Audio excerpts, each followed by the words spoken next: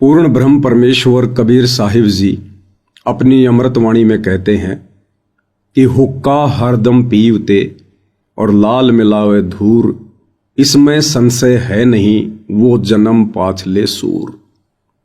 कबीर परमेश्वर जी कहते हैं कि जो व्यक्ति हरदम हुक्का पीता है, हुक्का यानी तंबाकू का सेवन करता है, तंबाकू किसी भी रूप में, सिगरेट के रूप में, बीड़ी के रूप में, जर्दे के रूप में, जो कोई व्यक्ति तंबाकू सेवन करता है, कबीर परमेश्वर कहते हैं कि वो व्यक्ति पिछले जन्म में सूअर था, सूअर।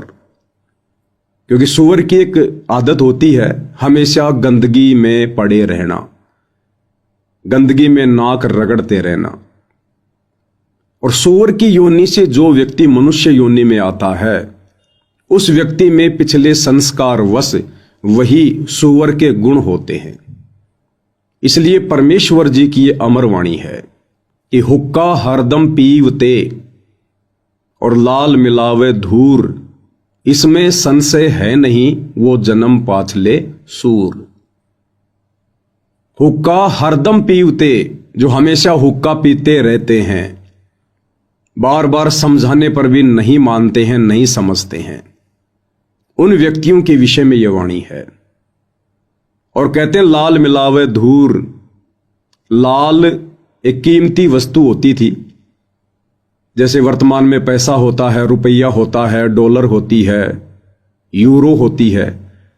तो पुराने समय में लाल एक बहुत कीमती मुद्रा होती थी और उसकी कीमत करोड़ों में होती थी। एक लाल लगभग करोड़ों का होता था। तो कहते लाल मिलावे धूर, ये मनुष्य शरीर भी उतना ही कीमती है, उस लाल से भी कहीं अधिक कीमती है। क्योंकि 84 लाख योनियां भोगने के बाद परमेश्वर हमें एक मनुष्य शरीर प्रदान करते हैं। और स्वयं परमेश्वर जी अपनी वाणी में कहते हैं कि मानुष्य जन्म दुर्लभ है, ये मिले न बारंबार, जैसे पेड़ से पत्ता टूट गिरे फिर बहुर न लगता डार। ये मनुष्य जन्म इतना अनमोल है, इसलिए इसकी तुलना लाल से की गई है। तो कहते हैं जो व्यक्ति हरदम हुक्का पीते हैं, तंबाकू सेवन करते हैं, समझाने पर भी नहीं समझते हैं, नहीं मानते हैं, इस गंदे व्यसन को नहीं त्यागते हैं, कहते हैं वो व्यक्ति तो अपने इस अनमोल मनुष्य जीवन को, जो कि लाल की तरह कीमती है, इसको धूल में मिला रहे हैं। लाल मिलावे धूर।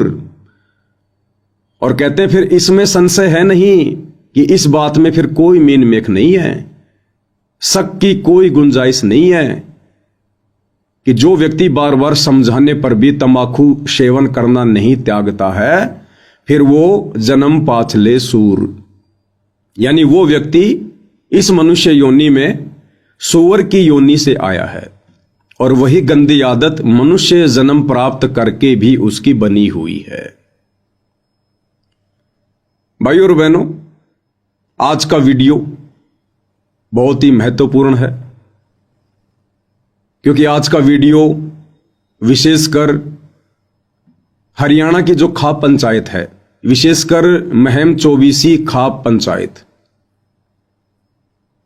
और उनके जो प्रधान हैं, सरपंच हैं, सेक्रेटरी हैं, वे लोग, जिन लोगों ने 12 अक्टूबर 2025 को परम पूज्य परमेश्वर सतगुरु रामपाल जी के सम्मान में अपनी विशेष भूमिका निभाई है महम 24 चबूतरे पर, ये आज का वीडियो उनको समर्पित है। आज के वीडियो की हम शुरुआत करें उससे पहले महम 24 खाप पंचायत के सभी प्रधानों को, सरपंचों को मैं पवन दास, परम पूज्य परमेश्वर सतगुरु रामपाल जी भगवान का अदना सा शिष्य, हाथ जोड़कर मेरे उन बुजुर्गों से मैं प्रार्थना करूंगा, विनती करूंगा कि आप परमेश्वर रामपाल जी के सत ज्ञान को, इस तत्व ज्ञान को थोड़ा धैर्यपूर्वक, निष्पक्ष होकर गहनता से समझने का प्रयास करें। ये तत्व ज्ञान है, कोई सामान्य ज्ञान नहीं है जो चुटकी बजाते ही समझ में आ जाएगा। और आप सभी प्रधानों को मैं कहना चाहूंगा कि आप लोगों का दुर्भाग्य कि परमेश्वर रामपाल जी से जुड़ने से पहले आप लोगों को सतलोक आश्रम मैनेजमेंट हरियाणा की कुसंगति नसीब हुई है, इसलिए आप जी इस सतज्ञान को गहराई से नहीं ले रहे हैं। तो आज इस विषय पर हम खुलकर बातें करेंगे। सभी खाप पंचायतों के प्रधानों को एक संदेशा देंगे। आप भी हमारे बुजुर्ग हैं, हमारे पिता समान हैं, हमारे ही भाई बंधु हैं, और ये ज्ञान जन जन तक जाना चाहिए। इस ज्ञान की पूरे विश्व को आवश्यकता है, लेकिन ये ज्ञान समझना इतना आसान नहीं है। तो आज की वीडियो की मैं शुरुआत करूं उससे पहले परम पूज्य परमेश्वर सतगुरु रामपाल जी भगवान की वंदना करते हैं, उनका जयकारा लगाते हैं। बंदी छोड़ सतगुरु रामपाल जी परमेश्वर जी की जय हो। परम पिता परमात्मा सारी सृष्टि के रचनहार, कुल मालिक, असंख्य ब्रह्मांडों के स्वामी, जगत गुरु, तीनों लोकों में प्रवेश करके सबका धारण पोषण करने वाले, राजाधिराज, आत्माधार, नाथों के नाथ, देवों के देव महादेव, सर्वेश्वर महेश्वर, मृत्युंजय, अजरो अमर, आदि अनादि सनातनी प्रभु, जगत पिता जगदीश्वर, श्री श्री 1008 की उपाधि के वास्तविक अधिकारी, अकाल मूरत, सौद स्वरूपी राम वासुदेव, सर्वगतम ब्रह्म, परम पूज्य, प्रथम पूज्य, परम संत, परम पुरुष, परम धनी, परम दयालु, सत्य कबीर, हक्का कबीर, अल्लाहु कबीर, अल्लाहु अकबर, बाखबर, अल्लाह ताला, जगत के तारणहार, जगत के मुक्तिदाता, जगत के जगन्नाथ, हारे के सहारे, हिंदुओं के राम, मुसलमानों के अल्लाह, सिखों के वाहिगुरु, ईसाइयों के मसीह, दया के सागर दयानिधि, करुणा के सागर करुणानिधि, स्वयंभू परिभू, संकट मोचन, कष्ट हरण, मंगल करण, दुख भंजन, अविगत कबीर, निर्विकार निर्विषम परमात्मा, अलय अलेख सतगुरु, आदि अनादि सतगुरु, असली मर्यादा पुरुषोत्तम, असली राम, असली कृष्ण, असली घनश्याम, असली मुरारी, राजाओं के राजा, महाराजाओं के महाराजा, शहंशाहों के शहंशाह, सम्राटों के सम्राट, भगवानों के भगवान, अल्लाहों के अल्लाह, प्रभुओं के प्रभु, मसीहों के मसीह, सच्चे वाहिगुरु, बाबाओं के बाबा, पीरों के पीर, सेठों के सेठ, जगत सेठ, सावड़सा सेठ, सर्वगुण संपन्न, अनंत कोटि कलाओं के स्वामी, अनंत कोटि ब्रह्मांडों के नायक, योगियों में महायोगी, ध्यानियों में महाध्यानी, सिद्धों में परम सिद्ध, ज्ञानियों में तत्व ज्ञानी, ब्रह्म ज्ञानी, महाज्ञानी, परम ज्ञानी, सर्वश्रेष्ठ ज्ञानी, विज्ञानी,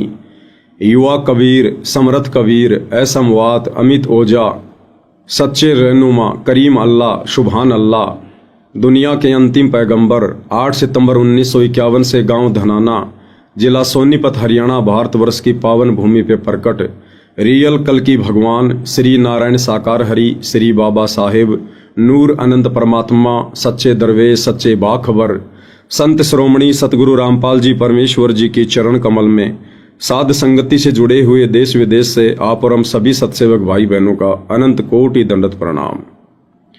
परमपिता परमेश्वर सतगुरु रामपाल जी आप और हम सभी आत्माओं को, जो आत्माएं ये वीडियो देख रही हैं, हम सभी को सद्बुद्धि प्रदान करे, हमें अपनी शरण में रखे और हमें इसी प्रकार मोक्ष मार्ग में निरंतर आगे की ओर बढ़ाते ही रहें।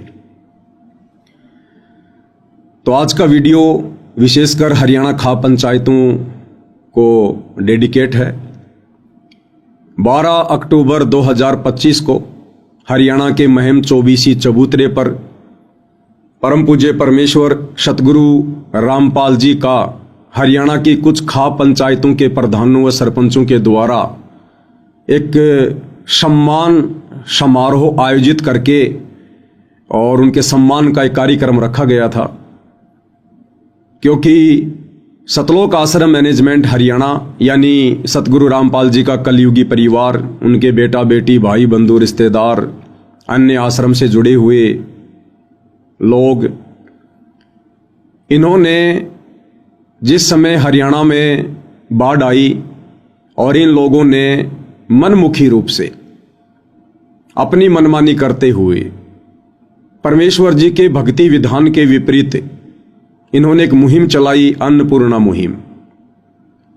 उस मुहिम के तहत इन लोगों ने गांव-गांव में लोगों को चिन्हित करके उनके मकान बनाने शुरू किए, उनके घरों में राशन डालना शुरू किया और बाढ़ ग्रस्त जितने भी गांव थे उन गांव का पानी निकालने के लिए इन्होंने मोटर और पाइप का वितरण करना शुरू किया।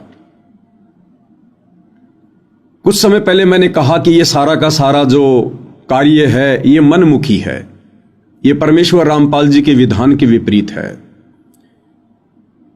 अब आप वे सभी भाई बहन जो अभी सतगुरु रामपाल जी के ज्ञान से अपरिचित हैं, आप उनकी शरण में नहीं हैं या शरण प्राप्त करके भी अभी तक आप उनके तत्व ज्ञान को पूर्णतया समझ नहीं पाए हैं, आप लोगों को मेरी बातें थोड़ी सी अटपटी लगेंगी कि भाई लोगों के मकान बनाना, किसी के घर में राशन डालना या बाढ़ के समय लोगों की इस प्रकार से मोटर या पाइप देकर मदद करना, ये तो बहुत अच्छी बात है। फिर ये पवन दास जयपुर वाला इन सभी कार्यों को मनमुखी क्यों बता रहा है? देखिए, ये अध्यात्म है, ये सामान्य ज्ञान नहीं है, ये चारों वेदों से ऊपर का ज्ञान है, तत्व ज्ञान है, सूक्ष्म ज्ञान है। और इस ज्ञान को ब्रह्मा विष्णु महेश भी नहीं समझ पाए। विश्वामित्र जैसे, वशिष्ठ जैसे, दुर्वासा ऋषि और वाल्मीकि जैसे महर्षि भी इस ज्ञान को नहीं समझ पाए, क्योंकि यह तत्व ज्ञान है। इस ज्ञान को वही आत्मा समझ सकती है जिस आत्मा पर इस ज्ञान के समझने की स्वयं वो कबीर परमेश्वर सतगुरु रामपाल जी भगवान रजा बख्शे। इसलिए मैंने इस सारे कार्य को परमेश्वर रामपाल जी के भक्ति विधान के अनुसार एक मनमाना आचरण कहा है। जब तक आप सतगुरु रामपाल जी की शरण में नहीं आएंगे तब तक आपका ज्ञान बच्चों जैसा है। सामाजिक क्षेत्र में आप बहुत बड़े मंत्री हैं, संतरी हैं, प्रधानमंत्री हैं, राष्ट्रपति हैं, बिजनेसमैन हैं, आपने बड़ी बड़ी डिग्रियां ले रखी हैं, आप चाहे सुप्रीम कोर्ट के सुप्रीम जज हैं, लेकिन जब बात आएगी शास्त्र अनुकूल शतभक्ति मार्ग की, परमेश्वर रामपाल जी के तत्व ज्ञान की, जब बात आएगी पांचों वेदों के बाप सूक्ष्म वेद की, तो आप बड़े बड़े गणमान्य लोग भी, बड़े बड़े पदाधिकारी भी, मंत्री और संतरी भी, प्रधानमंत्री और जज भी इस ज्ञान के आगे फेल हो जाते हैं। उस समय आपकी बुद्धि अध्यात्म में एक बच्चे के जैसे काम करती है। तो जिस प्रकार से बहुत सारे बच्चे इकट्ठे हैं और एक बच्चे को शुगर है, डायबिटीज है, और शुगर के मरीज को डॉक्टर मना करता है मिठाई खाने से कि भैया अगर आपने मीठे का प्रयोग किया तो आप इस बीमारी से रिकवर नहीं हो पाओगे, आपकी समस्या और ज्यादा बढ़ जाएगी, आपकी मृत्यु भी हो सकती है। उस बच्चे को माता पिता के द्वारा समझा दिया जाता है कि बेटा आप चाहे घर में रहो, चाहे बाहर रहो, चाहे किसी आड़ोसी पड़ोसी के घर पर जाओ, यदि आपको कोई मीठा खाने को दे तो आपने बिल्कुल भी मीठा नहीं खाना है। डॉक्टर ने मना किया है, तुझे डायबिटीज है। इस बात से थोड़ा बहुत वो बच्चा भी परिचित होता है कि भाई मैं हॉस्पिटल में गया था, डॉक्टर ने मुझे इंजेक्शन लगाए, कभी पेट में कभी पैर में, बड़ी पीड़ा हुई थी और डॉक्टर ने मुझे सख्त मना किया था कि बेटा मीठा नहीं खाना। और वो बच्चा अपने अन्य साथियों के साथ में कहीं खेल रहा है गली में, गांव में, और बाकी बच्चे डायबिटीज से, शुगर से अपरिचित हैं, और वो बच्चे मिठाई लेकर कहें अपने उस साथी से कि भाई आप भी मिठाई खाओ, आप भी रसगुल्ले खाओ, और वो बच्चा उसको बार बार मना करे कि नहीं नहीं मैं मिठाई नहीं खा सकता, मुझे डॉक्टर ने मना कर रखा है। तो बाकी बच्चे क्या कहेंगे? वो बच्चे जो नादान हैं, जिन्हें शुगर जैसी भयंकर बीमारी का ज्ञान नहीं है, वो बच्चे तो यही कहेंगे कि तेरे को किस मूर्ख ने ये उल्टा पाठ पढ़ा दिया। अरे धरती पर ऐसा कौन सा डॉक्टर आ गया जो मीठा खाने को मना करता है? मीठा तो सबको अच्छा लगता है और हम भी तो बच्चे हैं तेरे जैसे, हम भी तो मीठा खा रहे हैं, हमें तो कोई दिक्कत नहीं है। लेकिन भाइयों और बहनों, वो बच्चा जिसको थोड़ा बहुत ज्ञान हो चुका है, डॉक्टर से भी और अपने माता पिता से भी, वो बच्चा मीठा नहीं खाएगा। क्यों? क्योंकि वो बच्चा डायबिटीज की बीमारी से होने वाली परेशानियों से परिचित है। लेकिन वो बच्चे इस बात को कतई नहीं मानेंगे कि डॉक्टर ने मना किया होगा या मीठा खाना बुरी चीज है। मीठा खाना बुरी चीज नहीं है। हर किसी को डॉक्टर भी मीठा खाना मना नहीं करता, लेकिन विशेष परिस्थितियों में डॉक्टर मना करेगा, और विशेष परिस्थितियों में उस मरीज के लिए भी मीठा खाना जहर के समान है। तो ठीक इसी प्रकार आप जगत के जितने भी मेरे भाई बहन हैं, विशेषकर खा पंचायत के प्रधान, सरपंच, सेक्रेटरी, आप भाई बहनों की बुद्धि आध्यात्मिक क्षेत्र में वर्तमान में उन बच्चों जैसी ही कार्य कर रही है। परमेश्वर जी के भक्ति विधान अनुसार यहां हर प्राणी अपने कर्मों का भोग भोगता है। जो जैसा कर्म करेगा वैसा ही फल उसको परमेश्वर देता है, अच्छा या बुरा, लाभ या हानि।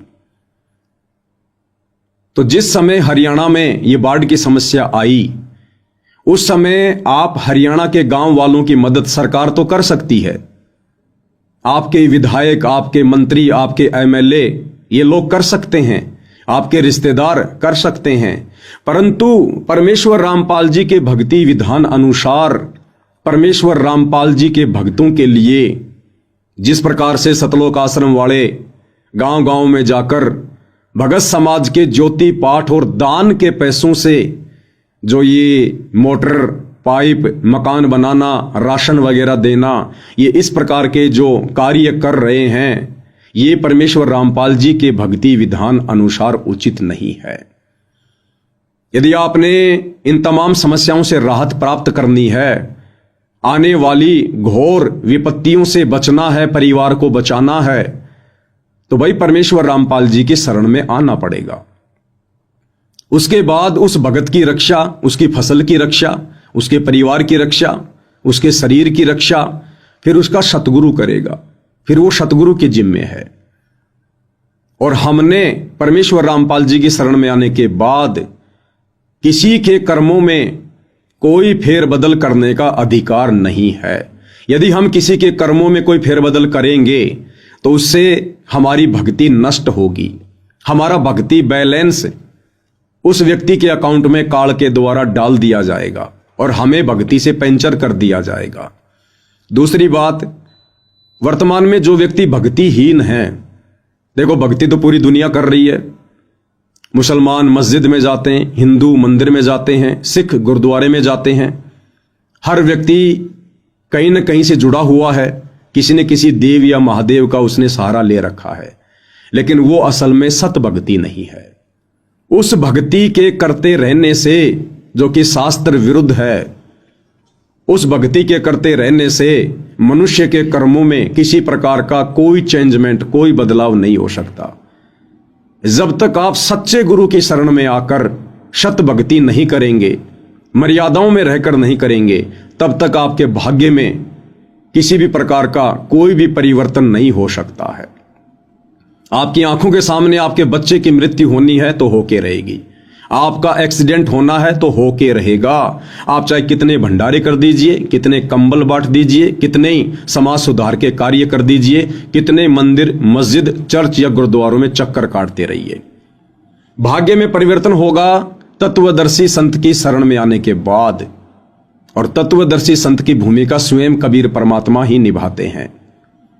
परमेश्वर कहते हैं कि मासा घटे ना तिल बदे, विदाता लिखे जो लेख, साचा सतगुरु मेट कर ऊपर मार दे मेख। जिस प्रकार बैंक वाले किसी मकान का लोन चूकती ना होने के कारण उस घर के दरवाजे पर ताला लगाकर ऊपर मेख मार देते, मोहर मार देते हैं सरकारी, आम व्यक्ति उसको खोल नहीं सकता डर के मारे। इसी प्रकार सच्चे सतगुरु की शरण में आने के बाद, और सच्चा सतगुरु एक समय में पृथ्वी पर एक ही होता है, और वो सच्चा सतगुरु वर्तमान में पूरी पृथ्वी पर परमेश्वर रामपाल जी हैं। तो परमेश्वर रामपाल जी की शरण में आने के बाद फिर ये परमेश्वर हमारी श्रद्धा देखकर, हमारी भक्ति देखकर, हमारी मर्यादा देखकर ये परमेश्वर हमारे भाग्य पर मेख मार देगा, ठप्पा मार देगा ये परमेश्वर। ये भक्ति के एडमिन हैं, फिर इनके अलावा कोई भी कुछ बदलाव नहीं कर सकता।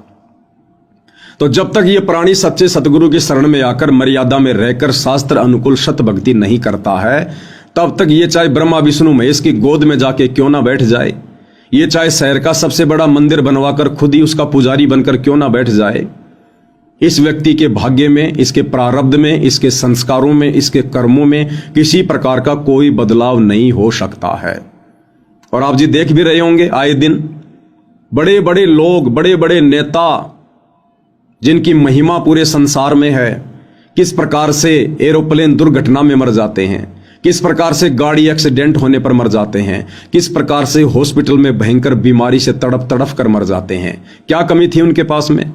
क्या वो मंदिरों में नहीं जाते थे? क्या वो मस्जिदों में नहीं जाते थे? क्या वो भक्ति नहीं करते थे? क्या किसी के बुलाने पर वो भंडारों में नहीं जाते थे? क्या वो किसी धर्म से नहीं जुड़े हुए थे? क्या वो धार्मिक नहीं थे? फिर ऐसी दुर्गति अचानक से क्यों हुई? उन देवी देवताओं ने, उन भगवानों ने उस व्यक्ति की किसी भी प्रकार से कोई भी मदद क्यों नहीं की?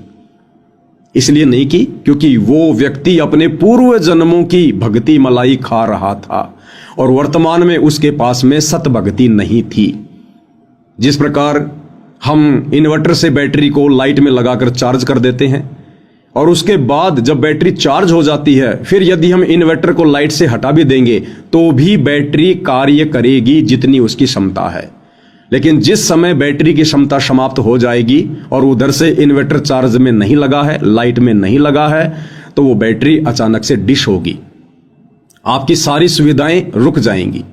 तो इसी प्रकार से परमेश्वर रामपाल जी की शरण में आकर जो हमने ये सतभक्ति रूपी चार्जर अभी तक नहीं लगाया है, तो समझिए हम अपने पूर्व जन्मों की, जब कभी हमें मनुष्य जन्म प्राप्त था और उन जन्मों में हमने जैसी भी भक्ति की थी वो हमारी बैटरी चार्ज हो गई और वर्तमान में हम केवल इस मनुष्य जन्म में उस बैटरी का ही प्रयोग कर रहे हैं। उस बैटरी से ही हमारे को मंत्री पद मिल रहा है पूर्व जन्म की भक्ति कमाई से, और उसकी एक क्षमता होती है। जैसे हमारे पूर्व जन्म की भक्ति कमाई नष्ट होने लगती है, धीरे धीरे उस व्यक्ति की दुर्गति होने लगती है, वो चाहे देश का प्रधानमंत्री है, चाहे गांव का सरपंच है। तो आप सभी खाप पंचायतों के प्रधानों से मेरी विनती है, आप इस वीडियो को थोड़ा ध्यान से देखिएगा और साथ में सतगुरु रामपाल जी परमेश्वर जी के सत्संगों को भी ध्यान से सुनना शुरू करें। तब आपको कहीं जाकर ये ज्ञान, ये भक्ति विधान, ये सतभक्ति मार्ग समझ में आएगा। तो 12 अक्टूबर 2025 को महम 24 चबूतरे पर उन तमाम गांव वालों ने, खाप पंचायत के प्रधानों ने मिलकर सतगुरु रामपाल जी का सम्मान किया। और उस सम्मान समारोह के बाद हमारी तरफ से एक वीडियो वायरल किया गया जिसमें कहा गया कि भाई परमेश्वर रामपाल जी जैसे पवित्र महापुरुष का सम्मान करने का अधिकारी इस संसार में यदि कोई है, इस पृथ्वी पर यदि कोई है, तो केवल उनसे उपदेश प्राप्त उनके भगत जन हैं। अन्यथा यहां का प्रधानमंत्री भी परमेश्वर रामपाल जी का सम्मान करने का अधिकारी नहीं है और ना ही सतगुरु रामपाल जी अपने भक्ति विधान अनुसार किसी भी अनुपदेशी व्यक्ति का सम्मान ग्रहण करते हैं। और इतिहास गवाह है, सन 1994 से सतगुरु रामपाल जी ने सतभक्ति मार्ग की शुरुआत की थी। 2014 में वे जेल गए। इस दौरान उन्होंने कभी किसी से कोई सम्मान नहीं करवाया और ना ही उन्होंने कभी इस प्रकार से जन सेवा के कार्य किए, सामाजिक सेवा के कार्य किए। जिस प्रकार से उनके जेल जाने के बाद मनमुखी रूप से, काल प्रेरणा से, स्वयं की मर्यादा तोड़ते हुए, भगत समाज की मर्यादा तोड़वाते हुए ये शतलोक आश्रम मैनेजमेंट हरियाणा कर रहा है और बेचारी नादान संगत से करवा रहा है। गांव वाले सतगुरु रामपाल जी का सम्मान करने के अधिकारी नहीं है। इसके पीछे रीजन ये था कि जो व्यक्ति सतगुरु रामपाल जी का भगत नहीं है, जो उपदेशी नहीं है, वो तमाम प्रकार की बुराइयों में लिप्त है। परमेश्वर रामपाल जी की भक्ति के कुछ नियम हैं, कुछ मर्यादा हैं। उन मर्यादाओं में रहकर ही आप उनका सम्मान कर सकते हैं, अन्यथा आप अधिकारी नहीं है। तो मैंने कहा था कि भाई जिन खा पंचायतों के प्रधानों को बुलाकर, सरपंचों को बुलाकर या अन्य ग्रामीण लोगों को बुलाकर सतगुरु रामपाल जी का सम्मान करवाया गया है, ये लोग तमाम प्रकार की बुराइयों में लिप्त हैं। और सबसे बड़ी बुराई जो हरियाणा में घर घर में घर कर चुकी है वो है तंबाकू सेवन, हुक्के का सेवन। हुक्का एक प्रकार से दादा लाई है। हुक्के को पंचों का प्याला कहा जाता है। हरियाणा में ज्यादातर व्यक्ति सुबह उठते ही अन्य कार्य करें या ना करें, लेकिन हुक्का भरकर पीना जरूरी है। और हुक्के को परमपिता परमेश्वर जी ने सबसे बड़ी बुराई बताया है। सबसे बड़ी बुराई, सबसे खतरनाक विष है ये। मोक्ष मार्ग में सबसे ज्यादा बाधक है ये। और हुक्का पीने वालों को कबीर परमेश्वर जी ने, उन्हीं से ज्ञान प्राप्त आदरणीय गरीबदास जी ने, जिनका एक बहुत बड़ा मंदिर गांव छुडानी में है, करोथा के पास में, हरियाणा में, इन दोनों महापुरुषों ने अपनी अमृतवाणी में हुक्के को बहुत ही खतरनाक विष बताया है, बहुत ही खतरनाक जहर बताया है। मोक्ष प्राप्ति के मार्ग में सबसे ज्यादा बाधक है। और आदरणीय गरीबदास जी ने अपनी अमृतवाणी में काफिर के अंग में हुक्का पीने वाले आदमी को ढेड की संज्ञा दी है। ढेड यानी नीच। ढेड कोई जाति से संबंधित शब्द नहीं है। ढेड का मतलब होता है जो व्यक्ति नीच कर्म करता है, गलत कर्म करता है, वो चाहे किसी भी जाति से हो, किसी भी धर्म से हो, वो व्यक्ति ढेड की श्रेणी में है। तो आदरणीय गरीबदास जी ने हुक्का पीने वाले व्यक्तियों को ढेड आदमी की संज्ञा दी है। और परमेश्वर रामपाल जी ने भी साफ साफ कहा है कि हुक्का पीना ढेड आदमियों का काम है, ढेड आदमियों का। तो जब मैंने वीडियो बनाया सम्मान समारोह के बाद और परमेश्वर रामपाल जी के मुख कमल से उनके सत्संग का हवाला देकर जब ये बातें मैंने कही कि भाई, जब सतगुरु रामपाल जी के अनुसार जिनका सम्मान करवाया जा रहा था, जब सतगुरु रामपाल जी ने ही हुक्का पीने वालों को, तंबाकू सेवन करने वालों को ढेड आदमी की संज्ञा दी है, नीच आदमी की संज्ञा दी है, तो भला सतगुरु रामपाल जी किसी ऐसे ढेड व्यक्ति से, ऐसे नीच व्यक्ति से जो हुक्के का सेवन करते हैं, जो शराब का सेवन करते हैं, जो मांस मदिरा का सेवन करते हैं, जो आन उपासना करते हैं, जो उनकी शरण में नहीं है, भला उन व्यक्तियों से कैसे सम्मान करवाएंगे? तो यह सम्मान सतगुरु रामपाल जी का नहीं हुआ है और ना ही सतगुरु रामपाल जी इस प्रकार के सम्मान को स्वीकार करते हैं। यह सम्मान उन ग्रामीणों ने सतगुरु रामपाल जी के परिवार वालों का किया है, उन लोगों का किया है जिन लोगों ने उन गांवों में मोटर और पाइप पहुंचाने में अपना विशेष योगदान दिया है। और ना ही खा पंचायत के प्रधानों ने सतगुरु रामपाल जी का सम्मान किया है। अगर वास्तव में इन लोगों को सतगुरु रामपाल जी का ही सम्मान करना होता तो सबसे पहले ये लोग सतगुरु रामपाल जी के ज्ञान और भक्ति विधान से परिचित होते, कुछ दिन उनके सत्संग सुनते, उनके विचारों से अवगत होते और फिर ये निर्णय लेते कि क्या हम वास्तव में सतगुरु रामपाल जी जैसे महापुरुष का, जिनको हम परमात्मा परमात्मा कह रहे हैं, भगवान भगवान कह रहे हैं, हम उनका सम्मान करने के अधिकारी हैं भी या नहीं। लेकिन इन लोगों ने इतना विचार नहीं किया।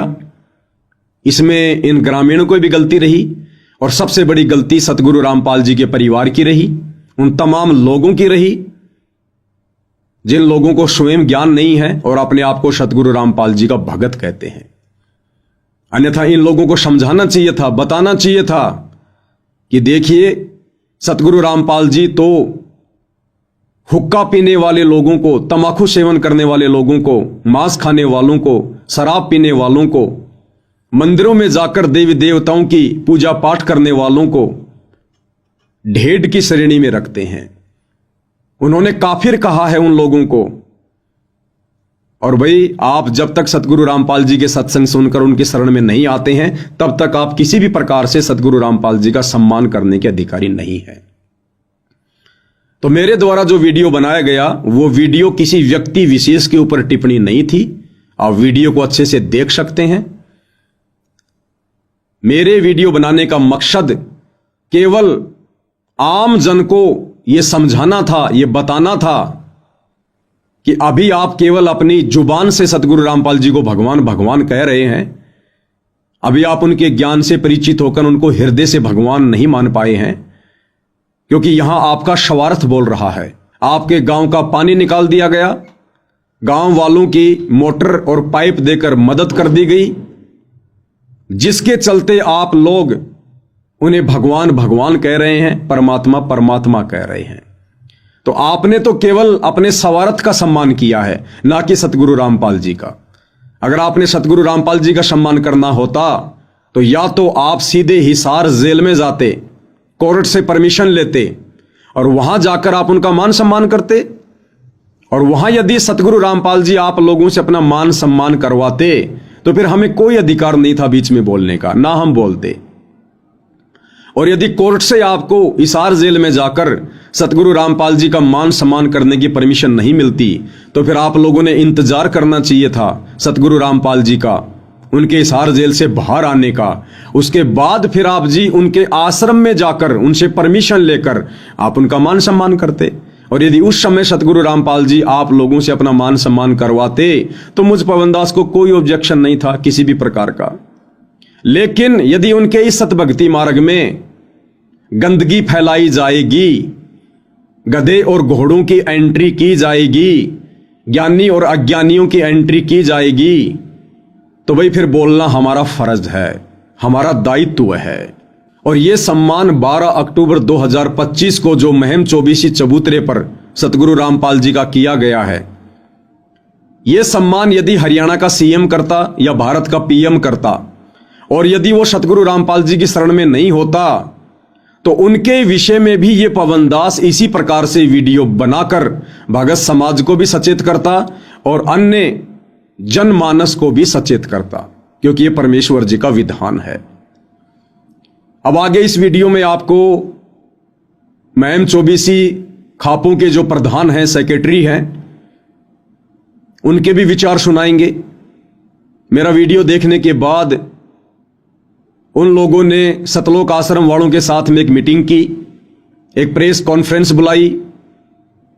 अमर उजाला जैसे अखबारों में भी न्यूज आ चुकी है और इन्होंने अपना एक वीडियो भी वायरल किया है, जो वीडियो आगे आपको दिखाएंगे।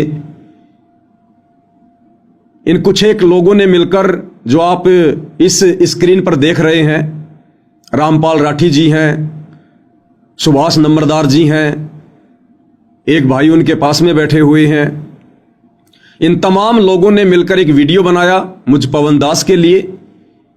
और इन्होंने मुझे 4-5 दिन का अल्टीमेटम दिया और कहा कि पवनदास ने हरियाणा खाप पंचायतों के लिए बहुत ही अभद्र शब्दों का प्रयोग किया है और पवनदास को इन अभद्र शब्दों के लिए माफी मांगनी चाहिए, और यदि पवनदास माफी नहीं मांगेगा तो हम उसके ऊपर मानहानि का मुकदमा दायर करेंगे। तो आपको इन प्रधानों के भी विचार सुनाएंगे, वीडियो को आगे भी बढ़ाएंगे।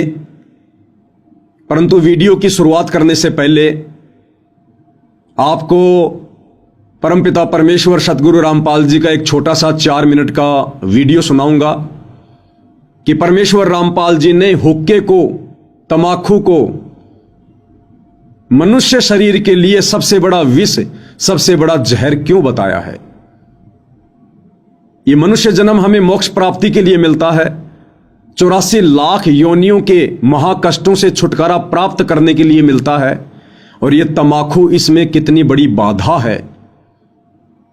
छोटा सा वीडियो परमेश्वर रामपाल जी के मुख कमल से, सभी से निवेदन है ध्यान से सुनिएगा, क्योंकि साथ साथ जानकारी होनी बहुत जरूरी है। उसके बाद फिर आप खाप पंचायत के प्रधानों के भी विचार लोगों को सुनाएंगे और आप लोगों की जो जो बातें हैं उनके ऊपर ये पवनदास सतगुरु रामपाल जी परमेश्वर जी के ज्ञान आधार से स्पष्टीकरण भी देगा। तो सबसे पहले परमेश्वर रामपाल जी के मुख कमल से सुनाते हैं कि हुक्का पीना मनुष्य शरीर के लिए सबसे ज्यादा खतरनाक क्यों है। सुनिएगा सतगुरु रामपाल जी के मुकम्मल से। अब इस तम्बाकू में इतना दोष क्यों बताया, इस तम्बाकू को इतना हानिकारक दोष क्यों बताया, सबसे ज्यादा भयंकर क्यों बताया? इसका कारण है कि मानव शरीर परमात्मा पाने के लिए ही मिलता है। जो पुण्यात्मा परमात्मा चाहते हैं वो मानव शरीर में ही उसकी तलाश खोज और मेहनत मजदूरी करके उस परमात्मा को पा सकते हैं। अन्य इसमें अगर हम भक्ति नहीं करते हैं, परमात्मा नहीं पाते हैं, तो पशु पक्षियों जैसा जीवन ही जीकर हम चले जाते हैं।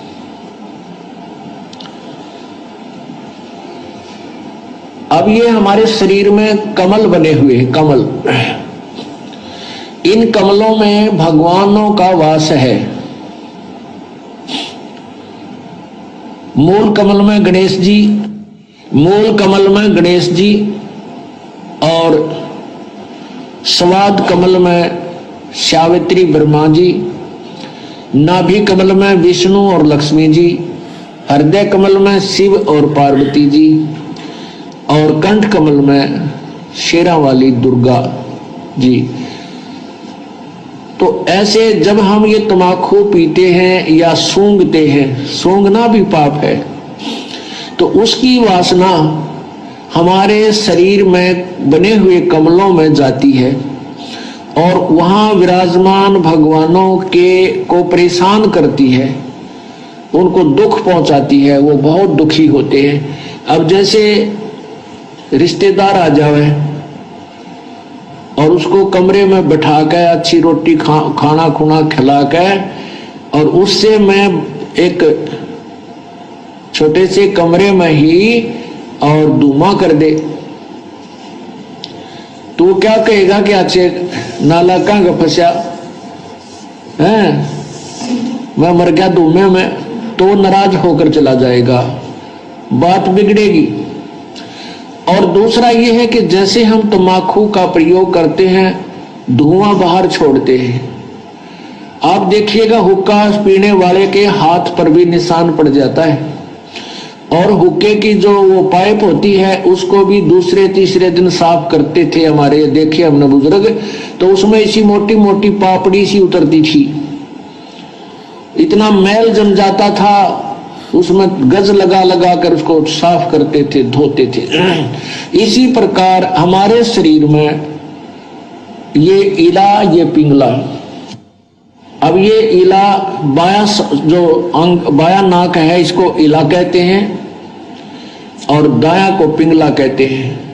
ये इला और पिंगला इन नाकों से संबंधित आगे जाके दो नाड़ियां हैं और इन दोनों के बीच में तीसरी सुषुम्ना नाड़ी है, और उस सुषुम्ना को खोल करके ये प्राणी अंदर चलता है,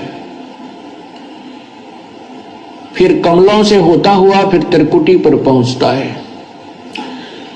और तम्बाकू सबसे पहला काम क्या बिगाड़ता है कि उस सुषुम्ना के जरा से सुराख को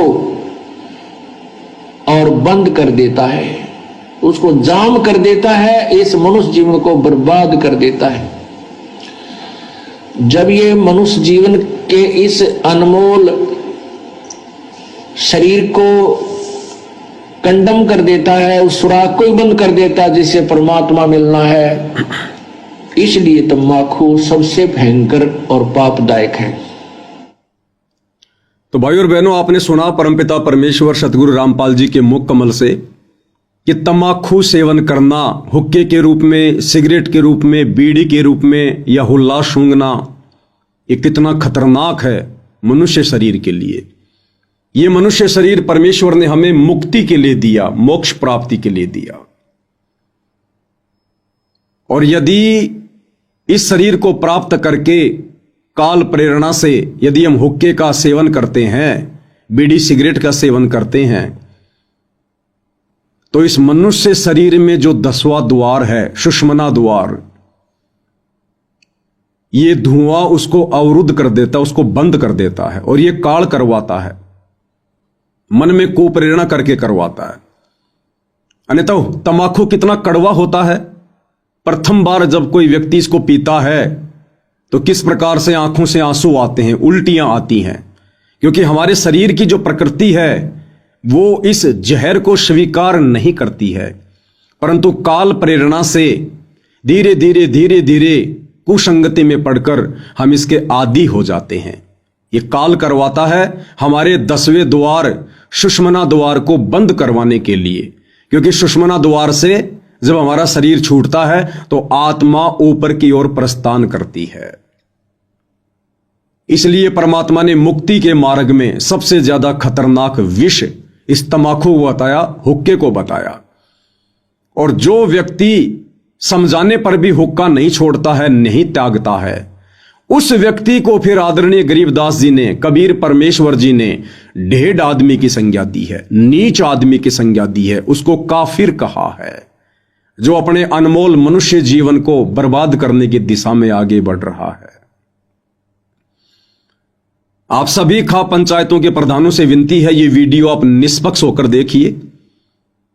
ना ही तो मैं पवन दास आपका कोई रिश्तेदार हूं और ना ही आप मेरे रिश्तेदार हैं, ना मैंने आपकी कोई प्रॉपर्टी हड़प रखी है। ये ज्ञान और अज्ञान की लड़ाई है।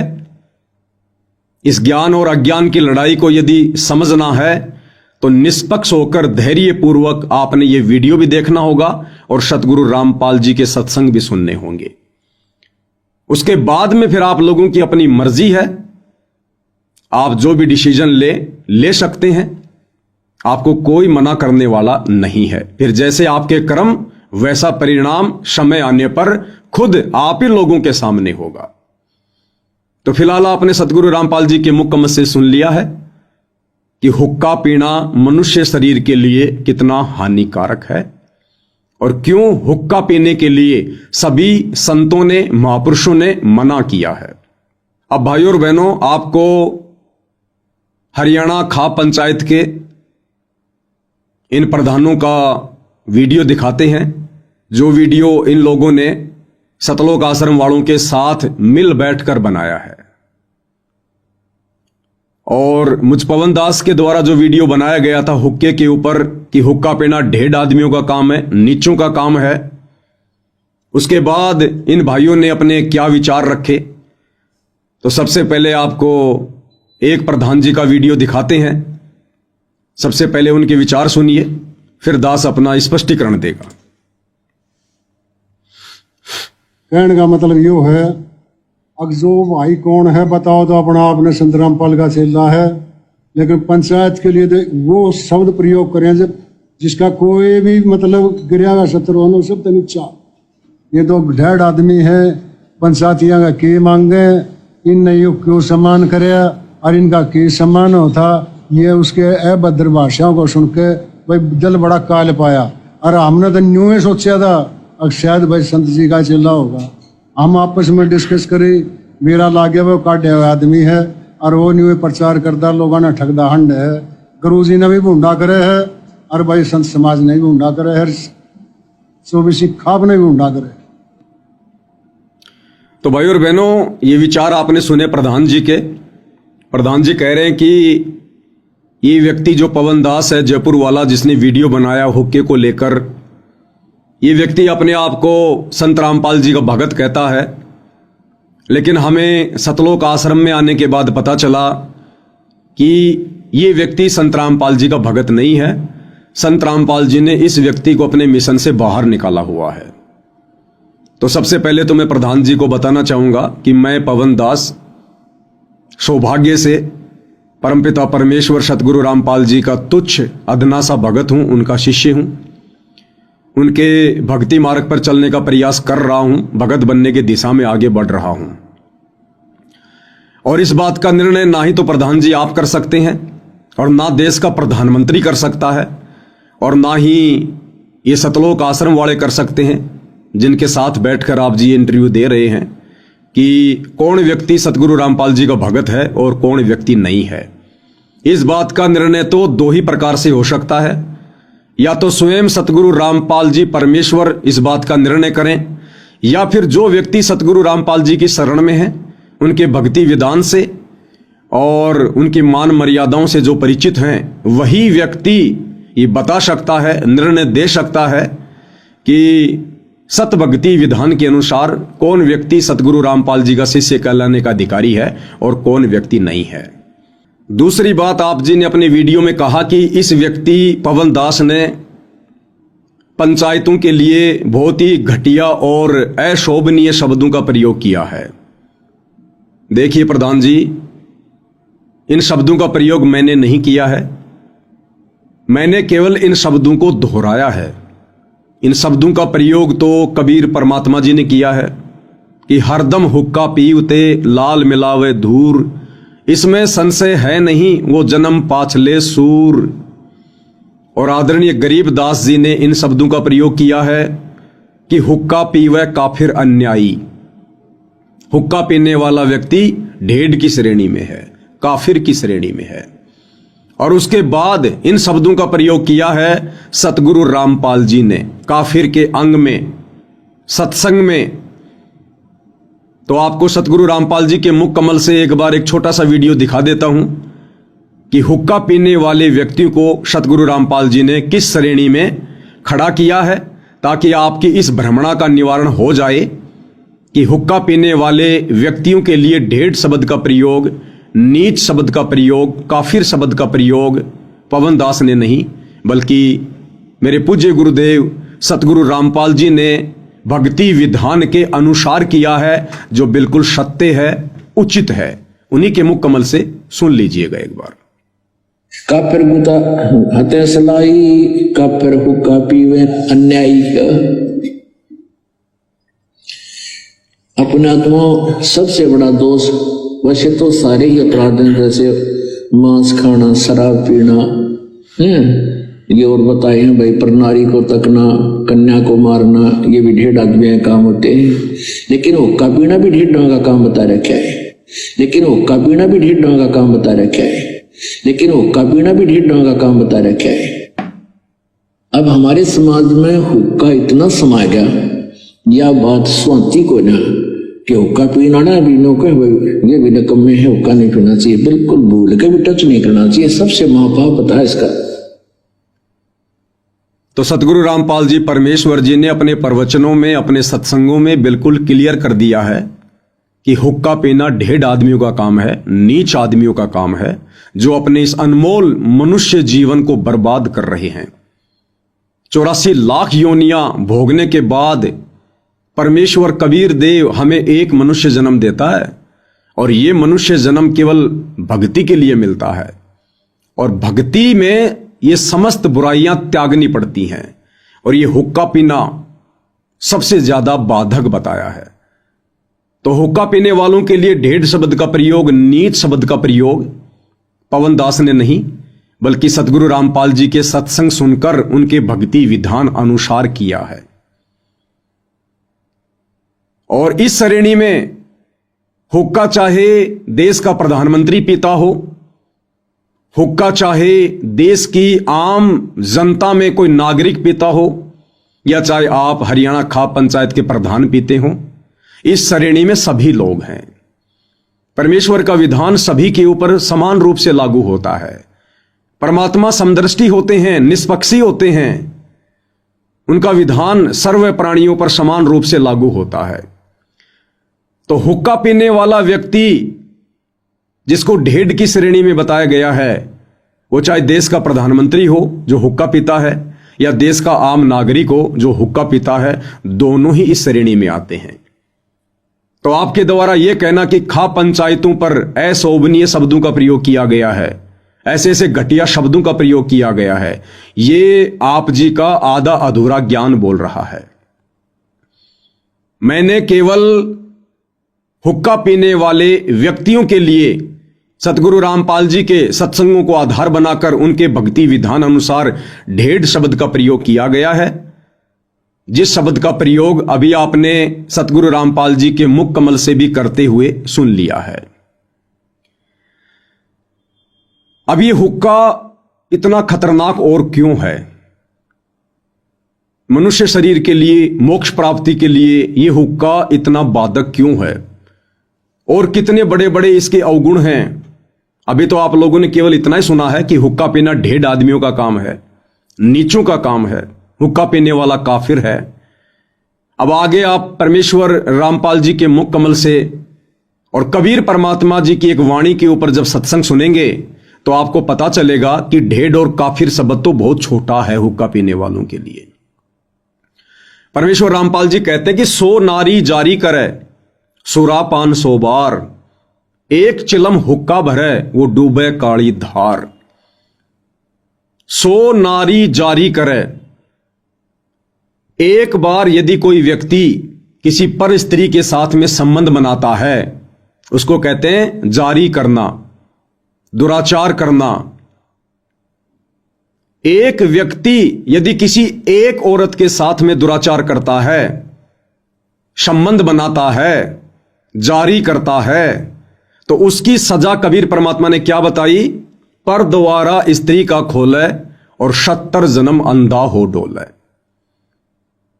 वो व्यक्ति 70 जन्म लगातार अंधे के प्राप्त करता है, गधा बनकर, कुत्ता बनकर या फिर मनुष्य बनकर। जैसे बहुत सारे इंसान अंधे पैदा होते हैं। राम भद्राचार्य जी जो कि एक कथावाचक हैं वो भी अंधे हैं। किसी पूर्व जन्म में जब उनको मनुष्य जन्म प्राप्त था उन्होंने ये दुराचार किया था, क्योंकि हर जन्म में इंसान संत थोड़ी होता है, भगत थोड़ी होता है। दुराचारी व्यक्ति का भी जीवन प्राप्त करता है, कसाई का भी प्राप्त करता है, राजा का भी करता है, व्यभिचारी का भी करता है, वेश्या का भी करता है, जिसके परिणाम स्वरूप वो व्यक्ति लगातार 70 जन्म अंधे के प्राप्त करता है। एक बार एक पर स्त्री के साथ में शारीरिक संबंध बनाने वाला, दुराचार करने वाला 70 जन्म वो व्यक्ति अंधे के प्राप्त करता है। आप ध्यान से सुनिएगा इन बातों को, फिर आपको पता चलेगा हुक्का भरने वाला और हुक्के को पीने वाला कितना बड़ा दोषी है परमात्मा का। तो 100 नारी जारी करे और सुरापान 100 बार। सुरापान यानी शराब पीना। एक बार शराब पीने का कितना पाप बताया परमेश्वर जी ने। मदिरा पीवे कड़वा पानी 70 जन्म कुत्ते के जानी। एक व्यक्ति जो एक बार शराब पीता है, एक घूंट शराब पीता है, एक कप शराब पीता है, उसके बदले उसे लगातार 70 जन्म कुत्ते के भोगने पड़ते हैं, मात्र एक बार शराब पीने से। सोचिए वो व्यक्ति दिन में कितनी बार पीता होगा, महीने में कितनी पीता होगा, वर्ष में कितनी बार पीता होगा, और जब तक वो जीवित रहता है तब तक वो कितनी बार शराब पीता है। तो एक बार शराब पीने की सजा परमेश्वर के विधान अनुसार 70 जन्म लगातार कुत्ते के, और एक पर स्त्री के साथ में शारीरिक संबंध बनाने का कितना बड़ा पाप? पर द्वारा स्त्री का खोले 70 जन्म अंधा हो डोले। अब परमेश्वर जी कहते हैं कि यही पाप यदि 100 बार कर लिया जाए, 100 नारी जारी करे और सुरापान 100 बार, 100 बार किसी पर स्त्री के साथ में शारीरिक संबंध बना लिए जाएं और 100 बार शराब पी ली जाए, उस व्यक्ति को कितना दोष लगेगा? 100 नारी जारी करे सुरापान 100 बार, कहते हैं इतना पाप एक चिलम हुक्का भरे वो डूबे काली धार। इतना भयंकर पाप तो कि 100 पर स्त्रियों के साथ में गमन कर लो उसका कितना दोष है, और 100 बार शराब पी लो उसका कितना दोष है। कहते हैं इतना पाप, इतना दोष परमेश्वर जी के विधान अनुसार एक हुक्का भरने वाले को, किसी को सिगरेट हाथ में पकड़ाने वाले को, बीड़ी सिगरेट हुक्का पीने वाले को, सहयोग करने वाले को है इतना दोष, इतना पाप। और जो व्यक्ति हुक्का पीता है, बीड़ी सिगरेट पीता है, परमात्मा कहते हैं उसका तो बेड़ा गर्क होता है, बेड़ा गर्क। इसलिए सतगुरु रामपाल जी ने हुक्का पीने वालों को, नशा करने वालों को ढेड की संज्ञा दी है, नीच की संज्ञा दी है। वो इतना दोषी हो रहा है परमपिता परमेश्वर जी का, अज्ञानता में, नासमझी में। आपको सतगुरु रामपाल जी के मुख कमल से सुनाते हैं। मैं कहूंगा अपनी तरफ से, और यदि सतगुरु रामपाल जी का प्रवचन नहीं सुनाऊंगा तो आप फिर से यही कहोगे कि इस पवन दास ने घटिया शब्दों का प्रयोग किया है। तो सतगुरु रामपाल जी के मुख कमल से सुनकर फिर आप जी विचार कर लेना कि अगर ये शब्द घटिया हैं तो ये घटिया शब्द पवन दास ने कहे हैं या फिर सतगुरु रामपाल जी परमेश्वर जी ने कहे हैं। तो सुनिए उन्हीं के मुख कमल से कि 100 नारी जारी करे सुरा पान शोबार और एक चिलम हुक्का भरे वो डूबे काली धार।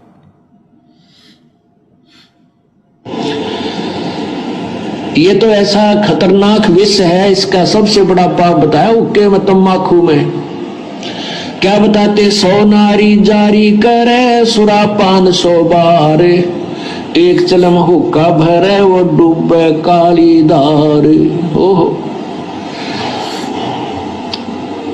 एक परत्रिया के पास गमन करने का कितना पाप बताते हैं। पर द्वारा स्त्री का खोले 70 जन्म अंधा हो डोले, मदरा पीवे कड़वा पानी 70 जन्म स्वान के जानी। और फिर कहते सुरापान मदमासा हारी गमन करे भोग पर नारी 70 जन्म कटेंगे शीसम, साक्षी साहेब है जगदीशम। परमात्मा आदरणीय गरीबदास साहेब जी अपने भगवान कबीर साहब को साक्षी रख के कह रहे हैं कि जो विकार तुम कर रहे हो ये कितने भयंकर हैं। क्या बताया है कि मदरा पीवे कड़वा पानी और 70 जन्म कुत्ते के जानी। जो शराब पीते हैं एक बार उसके 70 जन्म कुत्ते के होंगे, कंटिन्यूसली 70 जन्म। ओए होए। और फिर क्या वह कहते हैं सुरापान मदमासा हारी।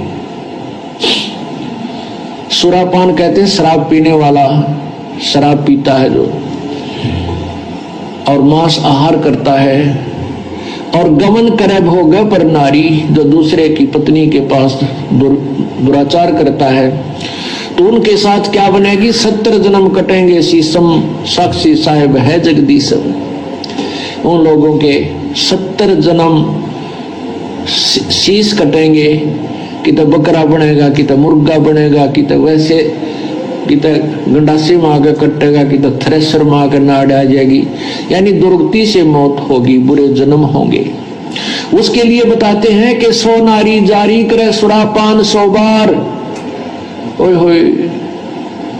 मदरा पीवे कड़वा पानी, शराब पीवे उसके 70 जन्म कुत्ते के होंगे। और ये 100 बार पीने वाला 100 बार पी ले और 100 बार पर नारी गमन कर ले, उनको कितना पाप हो जाएगा? बहुत ज्यादा। कहते उन सबको मिलाकर एक हुक्का पीने वाले को, एक हुक्का भरने वाले को पाप है। पीने वाले गेला तक के बनेगी, क्या बुरा हाल होगा उसका जो केवल भरकर देता है, पीने का सहयोग देता है, उसकी ये दुर्गति। और पीने वाले का तो पता नहीं कितना जुल्म होगा उसके ऊपर। सुरापान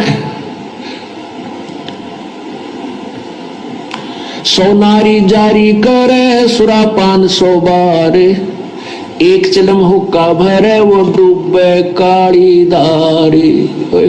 इसलिए मना करते हैं कि तुम हुक्का भी भर के मत देना। उन जो पाप कमा रहे हैं स्वयं भी नरक में जा रहे हैं और उसमें सहयोगी बना रहे हैं अपने पुत्र पुत्रियों को, पौत्र पौत्रियों को या पुत्र वधुओं को भी आजकल हुक्का भरवाने लगे।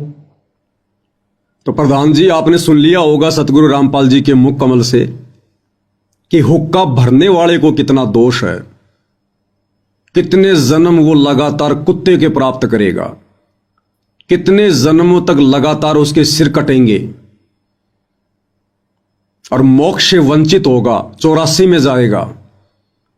और सतगुरु रामपाल जी तो किसी को हुक्का भरकर देने से भी मना करते हैं। तो सोचिए फिर ऐसे व्यक्तियों से सतगुरु रामपाल जी कैसे अपना मान सम्मान करवाएंगे। और क्या ऐसे व्यक्ति ऐसे परम संत का, पवित्र महापुरुष का मान सम्मान करने का अधिकारी है? अरे आप अपने आप को पंचायती कहते हैं, प्रधान कहते हैं, सरपंच कहते हैं कि पहले हम ही लोग न्याय किया करते थे, तो पंचायतियों का काम होता है दोनों तरफ की बातें सुनकर निष्पक्ष होकर न्याय करना। अब बताइए सरपंच जी, प्रधान जी, सतगुरु रामपाल जी तो हुक्का पीने वालों को ढेड़ कह रहे हैं, नीच कह रहे हैं, काफिर कह रहे हैं, और कितना उनको दोष लगेगा। हुक्का भरने के लिए भी मना करते हैं। तो बताइए सतगुरु रामपाल जी, फिर हुक्का पीने वालों से, हुक्का पीने में किसी का सहयोग करने वालों से, शराब पीने वालों से, मांस खाने वालों से भला कैसे अपना मान सम्मान करवाएंगे? इसलिए वो वीडियो बनाया गया था ताकि आगे से इस प्रकार का कोई झूठा मान सम्मान करके आप जी संत के, परमात्मा के दोषी ना बने। अब प्रधान जी, ये आपका दुर्भाग्य, जो बातें आपको इस वीडियो के माध्यम से सुनने को मिल रही हैं, आप लोगों का दुर्भाग्य कि ये सारी बातें आपको इन सतलोक आश्रम वालों ने नहीं बताई, नहीं समझाई, क्योंकि ये लोग काल प्रेरित हैं। इनका काम किसी का उद्धार करना नहीं है, किसी का आत्म कल्याण नहीं है। अन्यथा ये इन लोगों की नैतिक जिम्मेदारी बनती थी। यदि आप लोगों ने मान सम्मान की बात को रखा कि भाई हम संत रामपाल जी का मान सम्मान करना चाहते हैं, तो ये इन आश्रम वालों की नैतिक जिम्मेदारी बनती थी कि प्रधान जी बहुत अच्छी बात है, आपने ये सोचा, परंतु इस भक्ति विधान अनुसार संत रामपाल जी की कुछ मर्यादाएं हैं, कुछ नियम हैं, हम उनका उल्लंघन नहीं कर सकते। अगर आपने वास्तव में उनका मान सम्मान करना है तो सबसे पहले आप उनके सत्संग सुनिए, उनके नियम और मर्यादाओं से परिचित हो जाइए। और प्रधान जी, ना ही कभी सतगुरु रामपाल जी ने किसी से अपना मान सम्मान इस प्रकार से करवाया है, और ना संत कभी मान सम्मान के भूखे होते हैं। फिर भी यदि आप उनका मान सम्मान करना चाहते हैं तो सबसे बड़ा मान सम्मान यही है कि आत्म कल्याण के लिए, मोक्ष दिलवाने के लिए, जगत का उद्धार करने के लिए, जगत के तारणहार सतगुरु रामपाल जी धरती पर आए हुए हैं। आप इनके सत्संग सुनकर इनको पहचानिए, इनकी शरण में आइए, और आप इन तमाम हुक्के जैसी, शराब जैसी बुराइयों को त्याग कर, उनसे उपदेश लेकर आत्म कल्याण के मार्ग में आगे बढ़िए। यदि आप अपना आत्म कल्याण करवा लेते हैं तो ये सतगुरु रामपाल जी का आप जियों की तरफ से, आपके गांव की तरफ से सबसे बड़ा सम्मान होगा। क्योंकि सतगुरु रामपाल जी कहते हैं, आत्म प्राण उद्धार ही और धर्म नहीं दूजा। यदि कोई आत्मा परम संत से उपदेश लेकर अपनी आत्मा का कल्याण करवा लेती है, मोक्ष करवा लेती है, इससे बड़ा कोई धर्म नहीं है, कोई धर्म नहीं है। या फिर कोई किसी आत्मा का उद्धार करवा दे संत की शरण में लगाकर, उससे बड़ा कोई धर्म नहीं है। तो ये आप खाप पंचायत के प्रधानों का, सरपंचों का दुर्भाग्य कि आप लोगों को सीधे तौर पर काल के द्वारा भेजे गए एजेंट इन सतलोक आश्रम वालों से सतगुरु रामपाल जी के कलयुगी बेटा बेटी, भाई बंधु, रिश्तेदारों से मिलने का ये दुर्भाग्य प्राप्त हुआ। आपको इनकी कुसंगति प्राप्त हुई, क्योंकि ये लोग भी मान बढ़ाई के भूखे हैं, इनको भी अपना मान सम्मान चाहिए। ये भी अहंकार में घूमते फिर रहे हैं, इन्हें भक्ति और भगवान से कोई लेना देना नहीं है। नाम दीक्षा लेते कोई भगत नहीं बन जाता है। भगत वो होता है जो भगवान की शिक्षाओं पर चले, संत का शिष्य वो होता है जो संत की शिक्षाओं पर चले, और ये लोग संत की एक भी शिक्षा पर खरे नहीं है। तो ये आप लोगों का दुर्भाग्य रहा।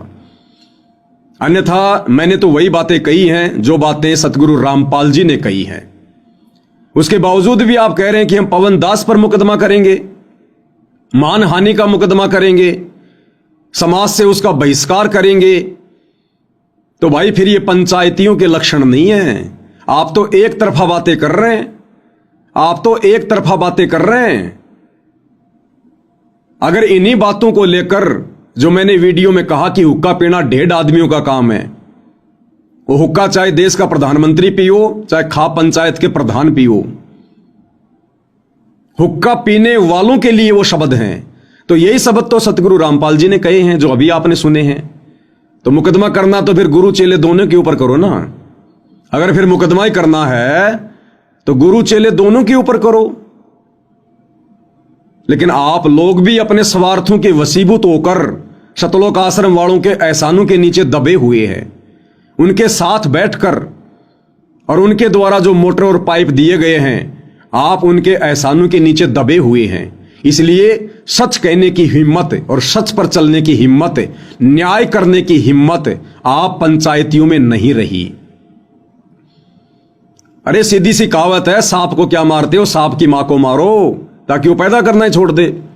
तो पवन दास ने यदि ऐसे शब्द कहे हैं तो न्याय तो यह कहता है, विधान तो यह कहता है कि पवन दास ने शब्द कहां से सीखे, पवन दास ने ये शब्द कहां से बोले? सतगुरु रामपाल जी के विचारों से, उनके सत्संगों से, उनके भक्ति विधान अनुसार। तो फिर मुकदमा तो गुरु चेले दोनों के ऊपर बनता है भाई, मानहानि का दावा तो फिर दोनों के ऊपर बनता है। तो भाई तुम काहे के पंचायती, तुम काहे का न्याय करोगे? थोड़ा विचार करो इन बातों पर। तो भाई और बहनों, अब आपको आगे प्रधान जी और क्या कुछ कह रहे हैं। जब इंटरव्यू लेने वाले ने कहा कि फिर आपके पास में क्या तरीका है उस पवन दास को चुप करने का, यदि वो नहीं मानता है तो आप जी क्या प्रक्रिया अपनाएंगे? तो प्रधान जी क्या कह रहे हैं? प्रधान जी कह रहे हैं कि हमारे पास में बहुत सारे हथकंडे हैं, लेकिन वो हथकंडे फिलहाल हम अपनाना नहीं चाहते। कौन से हथकंडे? गुंडागर्दी के, मार पिटाई के। कह रहे बहुत सारे हथकंडे हैं, लेकिन फिलहाल हम उस पवन दास से इस वीडियो के माध्यम से ये बात पहुंचाना चाहते हैं कि वो माफी मांग ले, अन्यथा हम उसका समाज से बहिष्कार भी कर सकते हैं। हम उस पवन दास का समाज से बहिष्कार भी कर सकते हैं और मानहानि का दावा तो अंत में उसके ऊपर ठोका ही ठोका जाएगा। तो प्रधान जी के और क्या कुछ विचार हैं, आप जी स्वयं सुन लीजिएगा। न्याय की तो यह बात से मारा बहुत गणे हथकंडे है। हम कोई ऐसा काम शुरू में पहले जट नहीं करना चाहते जिससे हमारा कान भी आंगली उठे, नहीं तो सामाजिक बहिष्कार हम कर दिया। इतना कानून कार्रवाई हम कर सका, हम हर चीज में सक्षम है, लेकिन उसने 5-4 दिन का टाइम दिया है। सार्वजनिक रूप से आ गए और माफी मांगे तो ठीक है, नहीं उसके खिलाफ जो मानहानि का दावा हम जरूर गिराएंगे। तो प्रधान जी क्या कह रहे हैं कि हमारे पास में बहुत सारे हथकंडे हैं, समाज से बहिष्कार उसका हम कर सकते हैं, मानहानि का दावा हम करेंगे। तो प्रधान जी से मेरी विनम्र प्रार्थना है, विनती है, प्रधान जी आप क्या मुझ पवन दास का और सतगुरु रामपाल जी के सच्चे शिष्यों का बहिष्कार करेंगे? आप कौन से समाज से हमारा बहिष्कार करेंगे? जिस समाज का हमने बरसों पहले से खुद ही बहिष्कार कर रखा है, जिस समाज की गलत परंपराओं का, कुरीतियों का, रीति रिवाजों का, आडंबर और पाखंडों का सतगुरु रामपाल जी के प्रत्येक भगत ने जो उनके ज्ञान को समझ चुका है, उन्होंने बहिष्कार कर रखा है। फिर भला आप हमारा कौन सा बहिष्कार करेंगे? आप क्या बहिष्कार कर सकते हैं कि समाज से हुक्का पानी बंद कर देंगे? अरे हमने तो जिस दिन उपदेश लिया उसी दिन हुक्के फोड़ दिए। हमने वो ढेढ़ कर्म, वो नीच कर्म उसी दिन त्याग दिया। बीड़ी सिगरेट पीना, हुक्का पीना, तंबाकू सेवन करना, मांस मदिरा का सेवन करना। तो आप समाज से क्या बहिष्कार करेंगे? हमने तो खुद ही इन चीजों का बहिष्कार कर रखा है। दूसरा, आप किस चीज का बहिष्कार करोगे? शादी विवाह में आना जाना, आप यहां से लोगों का बहिष्कार करते हैं कि जो व्यक्ति पंचायत की बात नहीं मानेगा, किसी भी शादी विवाह में आना जाना बंद, यानी समाज से उसका बहिष्कार किया जाता है। अरे जिस दिन सतगुरु रामपाल जी का भगत उनसे उपदेश ले लेता है, उसी दिन से वो इन फालतू की परंपराओं को त्याग देता है। शादी विवाह में आना जाना, शामिल होना उसी दिन से त्याग देता है। इन गंदी परंपराओं का बहिष्कार कर देता है, जिन परंपराओं ने समाज को कर्जे के नीचे दबा रखा है। उसी दिन से भात भरना, भात में जाना, भात में पाटड़े पर चढ़ना, पीलिया लेना या देना, इन सभी कुप्रथाओं का, कुपरंपराओं का सतगुरु रामपाल जी के भक्तों ने वर्षों से बहिष्कार कर रखा है। फिर भला आप अब क्या नया बहिष्कार करेंगे? ये होली मनाना, दिवाली मनाना, मकर संक्रांति मनाना, कोई भी त्योहार मनाना, ये सतगुरु रामपाल जी के भक्तों ने वर्षों पहले त्याग रखा है, बहिष्कार कर रखा है इन त्योहारों का, जो कि भक्ति में बाधक हैं। तो आप जी क्या बहिष्कार करेंगे, कहां से बहिष्कार करेंगे? आप सोच भी नहीं सकते समाज की उन प्रथाओं को, परंपराओं को, कुरीतियों को सतगुरु रामपाल जी के भक्तों ने वर्षों पहले त्याग रखा है, उनका बहिष्कार कर रखा है। बीड़ी, सिगरेट, गुटखा, हुक्का, बीड़ी, ये जितने भी दुर्व्यसन हैं, नशे हैं, सतगुरु रामपाल जी का भगत उपदेश लेते ही सबसे पहले इनका बहिष्कार करता है। तो प्रधान जी, समाज में फैली जिन जिन इन बुराइयों से, इन प्रथाओं से, आडंबरों से आप और आपका समाज भी दूर नहीं है। सतगुरु रामपाल जी का भगत नाम उपदेश लेते ही सर्वप्रथम उनका बहिष्कार कर देता है। तो हमने तो खुद ही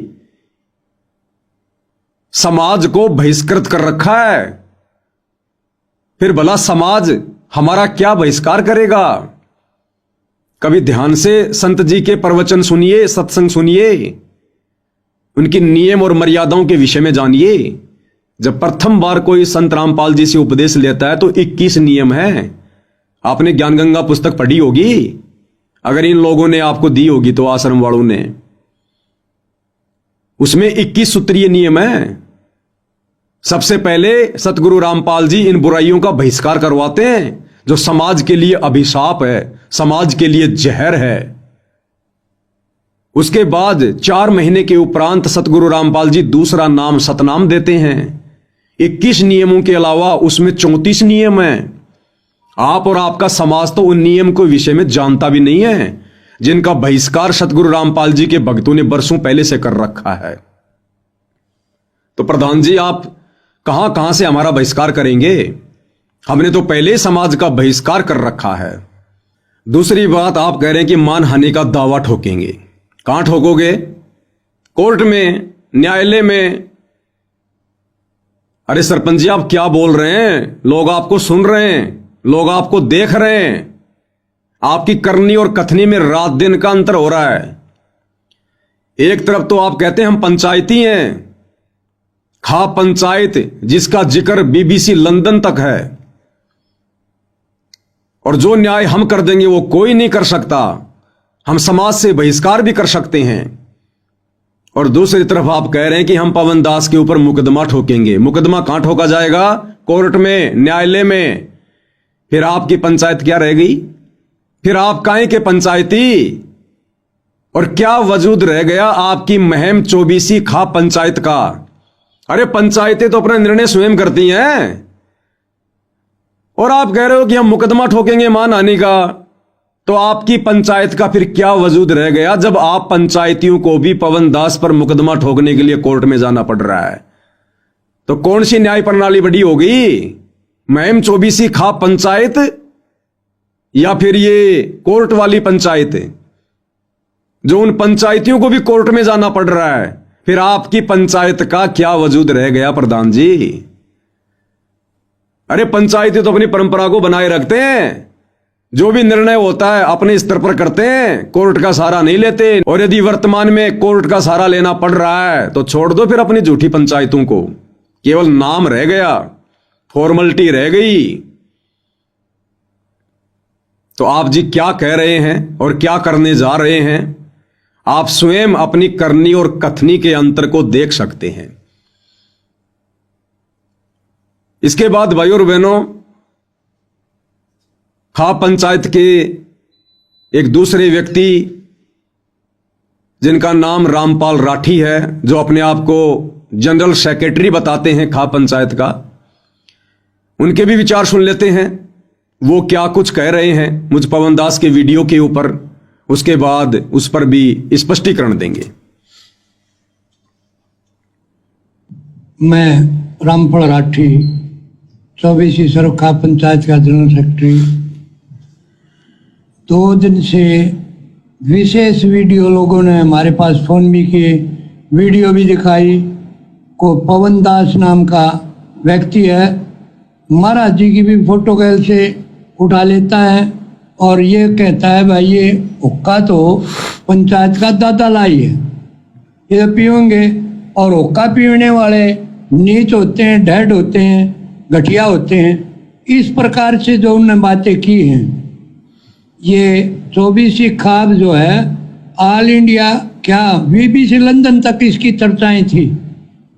लेकिन इस महान खाप जो 24 की आज देश में जिक्रा भी चलता है, उसी खाप के ऊपर टीका टिप्पणी करने से दूसरी खाप भी जो खापों के प्रधान आए हुए थे सम्मान समारोह, उनके भी फोन आए, भाई ये रामपाल के चेले इस तरह भड़काने लग रहे हैं, खापा की बेइज्जती करने लग रहे हैं, आपने क्यों सम्मान किया।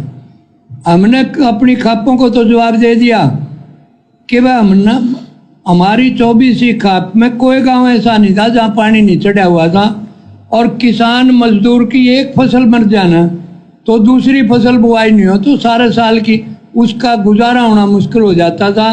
इस वजह से हमने बहुत बड़ा शान माना महाराज जी का कि दूसरी फसल बो जाएगी या तो मरेगी, दूसरी फसल बोने में कोई बच्चा न पढ़ा लेगा, हरी बीमारी का इलाज करा लेगा, कोई बालक न ब्याह लेगा। इस तरह से जो गृहस्थी चलने का सारा दिखा, और जो उन निस्वार्थ भाव से महाराज जी ने हमारा पानी निकालने का जो प्रबंध किया, उससे हमारी खाप जो है उस महाराज जी का सम्मान करना चाहती थी। किसी ने हमारे पर दबाव डाला महाराज जी का सम्मान करो, हम सम्मान दा।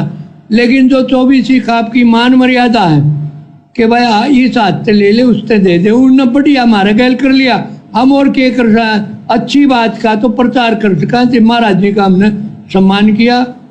और दूसरी खापी बुलाई, बड़ा अच्छा ढंग से सम्मान हुआ।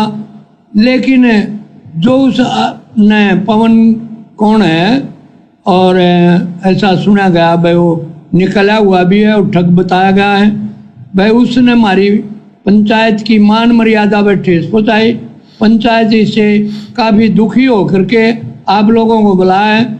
जैसा कि हमारे प्रधान जी ने कहा, भाई हफ्ता में या तो माफ़ी मांग ले, ना मान आने का मुकदमा तो दायर किया जाएगा। इसलिए हम आपके माध्यम से उसको सचेत करना चाहते हैं कि भाई ये भी जो मीडिया के थ्रू जो बात पहुंच जाए उस पर, तो आगे वो माफ़ी मांग ले तो हमने कोई गणी नहीं। पंचायत तो न्याय की माफ़ी की है, पंचायत ने कोई फांसी तोड़ने का नहीं। भाई वो आगे माफ़ी मांग ले, अपनी गलती का एहसास कर ले, भाई मैंने गलती करी, और खाप की मान मर्यादा को मैं उसी प्रकार से सलाम करता हूँ, तो हमने कोई एतराज़ नहीं। रामपाल राठी जी, हुक्का पीने वालों की काहे की गरिमा और काहे की मान मर्यादा। सतगुरु रामपाल जी ने तो धज्जियां उड़ा रखी हुक्का पीने वालों की। अभी आपने वीडियो देख लिया होगा, उन्होंने खुद हुक्का पीने वालों को ढेड आदमी की संज्ञा दी है, नीच आदमी की संज्ञा दी है, काफिर का काफिर। तो बताइए काहे की मान मर्यादा, काहे की इज्जत, काहे की शोहरत। सतगुरु रामपाल जी के इतने विचार सुनकर, उनके सत्संग सुनकर जो आपको सुनाए गए हैं कि हुक्का कितना खतरनाक है मनुष्य शरीर के लिए, हुक्का कितना बड़ा बाधक है मोक्ष प्राप्ति के मार्ग में, अनमोल मनुष्य जीवन को कैसे हुक्का बर्बाद करता है, उसके बाद भी आप जी मान मर्यादा को लेकर बैठे हुए हैं। विचार करना होगा, विचार। रही बात माफी मांगने की, तो माफी मांगना कोई बड़ी बात नहीं है, लेकिन जबरदस्ती माफी मांगना भी परमात्मा का दोषी बनना है। जबरदस्ती माफी मांगना भी परमात्मा के विधान अनुसार दोषी बनना है। मैंने ऐसा कोई शब्द, ऐसा कोई भी कार्य नहीं किया है जो मुझे माफी मांगने पर विवश करे, मजबूर करे। मैंने जो भी शब्द प्रयोग किए हैं परमात्मा के भक्ति विधान अनुसार किए हैं, जो बिल्कुल सत्य है। हुक्का पीने वाला ढेड आदमी है तो है, हुक्का पीने वाला सुअर की योनि से आया है तो आया है। हुक्के पीने वाले को परमात्मा ने काफिर कहा तो मैंने भी कहा, उन्होंने ढेड कहा, नीच कहा तो मैंने भी कहा। मैंने वही कहा जो मुझे मेरे गुरुदेव ने बताया, समझाया, कहने के लिए खड़ा किया। तो बताइए फिर माफी किस बात की? ये माफी तो आप लोगों को मांगनी चाहिए, खाप पंचायत वालों को मांगनी चाहिए, जो ये ढेड़ कर्म कर रहे हैं, नीच कर्म कर रहे हैं। ये माफी उन तमाम शतलोक आश्रमों से जुड़े हुए दुर्बुद्धि प्राप्त लोगों को मांगनी चाहिए, जो लोग आपको सतगुरु रामपाल जी के भक्ति विधान से परिचित नहीं करवा रहे हैं, जो लोग आपको सतगुरु रामपाल जी के नियम और मर्यादाओं से परिचित नहीं करवा रहे, जो स्वयं की मान बढ़ाई के भूखे हैं, आप लोगों को मोहरा बनाया है और आप लोगों ने भी जज्बात में आकर, स्वार्थों के वशीभूत होकर महाराज जी के भक्ति विधान और नियमों से अपरिचित होने के कारण जल्दबाजी में ये मान सम्मान का कार्यक्रम रखा। तो भी परमात्मा के दोषी आप हैं, ये सतलोक आश्रम वाले हैं। अगर मैं गलती करूं तो बिना कहे 1,00,000 बार माफी मांगने को तैयार हूं, लेकिन झूठ के आगे झुकना भी परमात्मा का अपमान है। इसलिए ये पवन दास किसी भी कीमत पर, चाहे आप हरियाणा खाप पंचायत वाले या सतलोक आश्रम मैनेजमेंट हरियाणा वाले, चाहे एडी से चोटी तक का जोर लगा लीजिए, प्रधानमंत्री से लेकर राष्ट्रपति तक का जैक और चेक लगा लीजिए, परमेश्वर रामपाल जी के विधान अनुसार मैं पवन दास झूठ के आगे नहीं झुकूंगा। अगर मैं झूठ के आगे झुकूंगा, माफी मांगूंगा, तो मैं सतगुरु रामपाल जी का सबसे बड़ा द्रोही कहलाऊंगा, सबसे बड़ा दोषी कहलाऊंगा। जबकि सतगुरु रामपाल जी के सबसे बड़े द्रोही वो हैं जो हुक्का पीते हैं, जो हुक्का पीने वालों को समझाते नहीं हैं, जो नशा करने में, हुक्का पीने में दूसरे का सहयोग करते हैं, उनको सतगुरु रामपाल जी ने परमात्मा का द्रोही बताया, द्रोही। सतगुरु रामपाल जी के मुख कमल से आपको सुना देते हैं कि हुक्का पीने वाला परमात्मा का सबसे बड़ा द्रोही है। हिंदू तुर्क को जो दीनी तलाक, पीवे तमाकू वो सरे के कजाक। भगवान के द्रोही हैं जो लोग तमाकू प्रयोग करते हैं, भगवान के द्रोही हैं जो लोग तमाकू प्रयोग करते हैं, भगवान के द्रोही हैं जो लोग तमाकू प्रयोग करते हैं।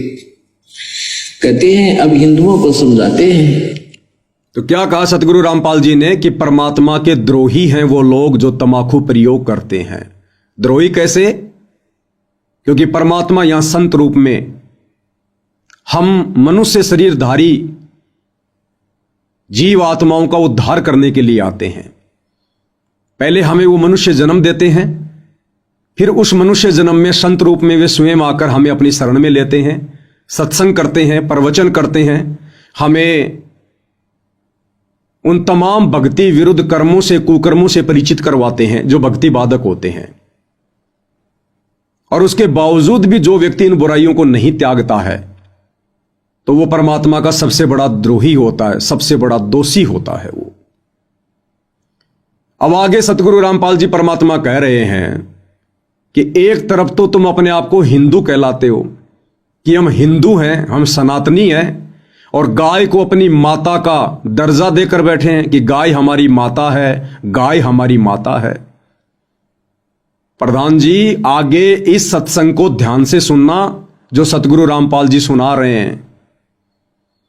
आप हुक्का पीने वाले, तमाकू पीने वाले, बीड़ी सिगरेट पीने वाले लोग गाय का खून पी रहे, गाय का खून।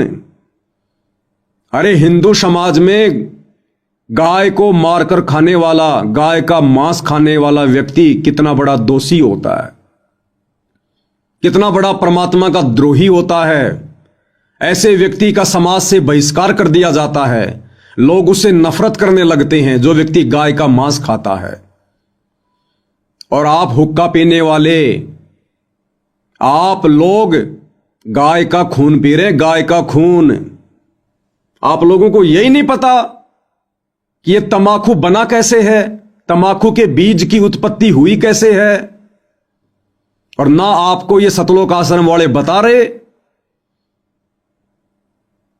अब सतगुरु रामपाल जी बताएंगे, सत्संग ध्यान से सुनिए। आप काहे के पंचायती हैं, काहे के प्रधान जी हैं आप? ये मनुष्य जन्म परमात्मा ने प्रधानी करने के लिए नहीं दिया। न्याय करने वाला धरती पर आ चुका है, परमपिता परमात्मा सतगुरु रामपाल जी भगवान। ये कर्मों के अनुसार न्याय होगा। अब जैसे ये प्रकृति आप लोगों के साथ में न्याय कर रही है, ये गांव में बाढ़ आई, फसल बर्बाद हो गई, ये प्रकृति न्याय कर रही है कर्मों का। अभी तो ना जाने कितने कर्म बाकी हैं जिनका प्रभाव आप लोगों पे पड़ेगा, देश दुनिया पर पड़ेगा, क्योंकि वर्तमान में सारी दुनिया युग परिवर्तन के दौर से गुजर रही है। 2028 निर्धारित समय है। हर प्रकार से प्रकृति तांडव मचाएगी। अभी तो ढंग से शुरुआत भी नहीं है।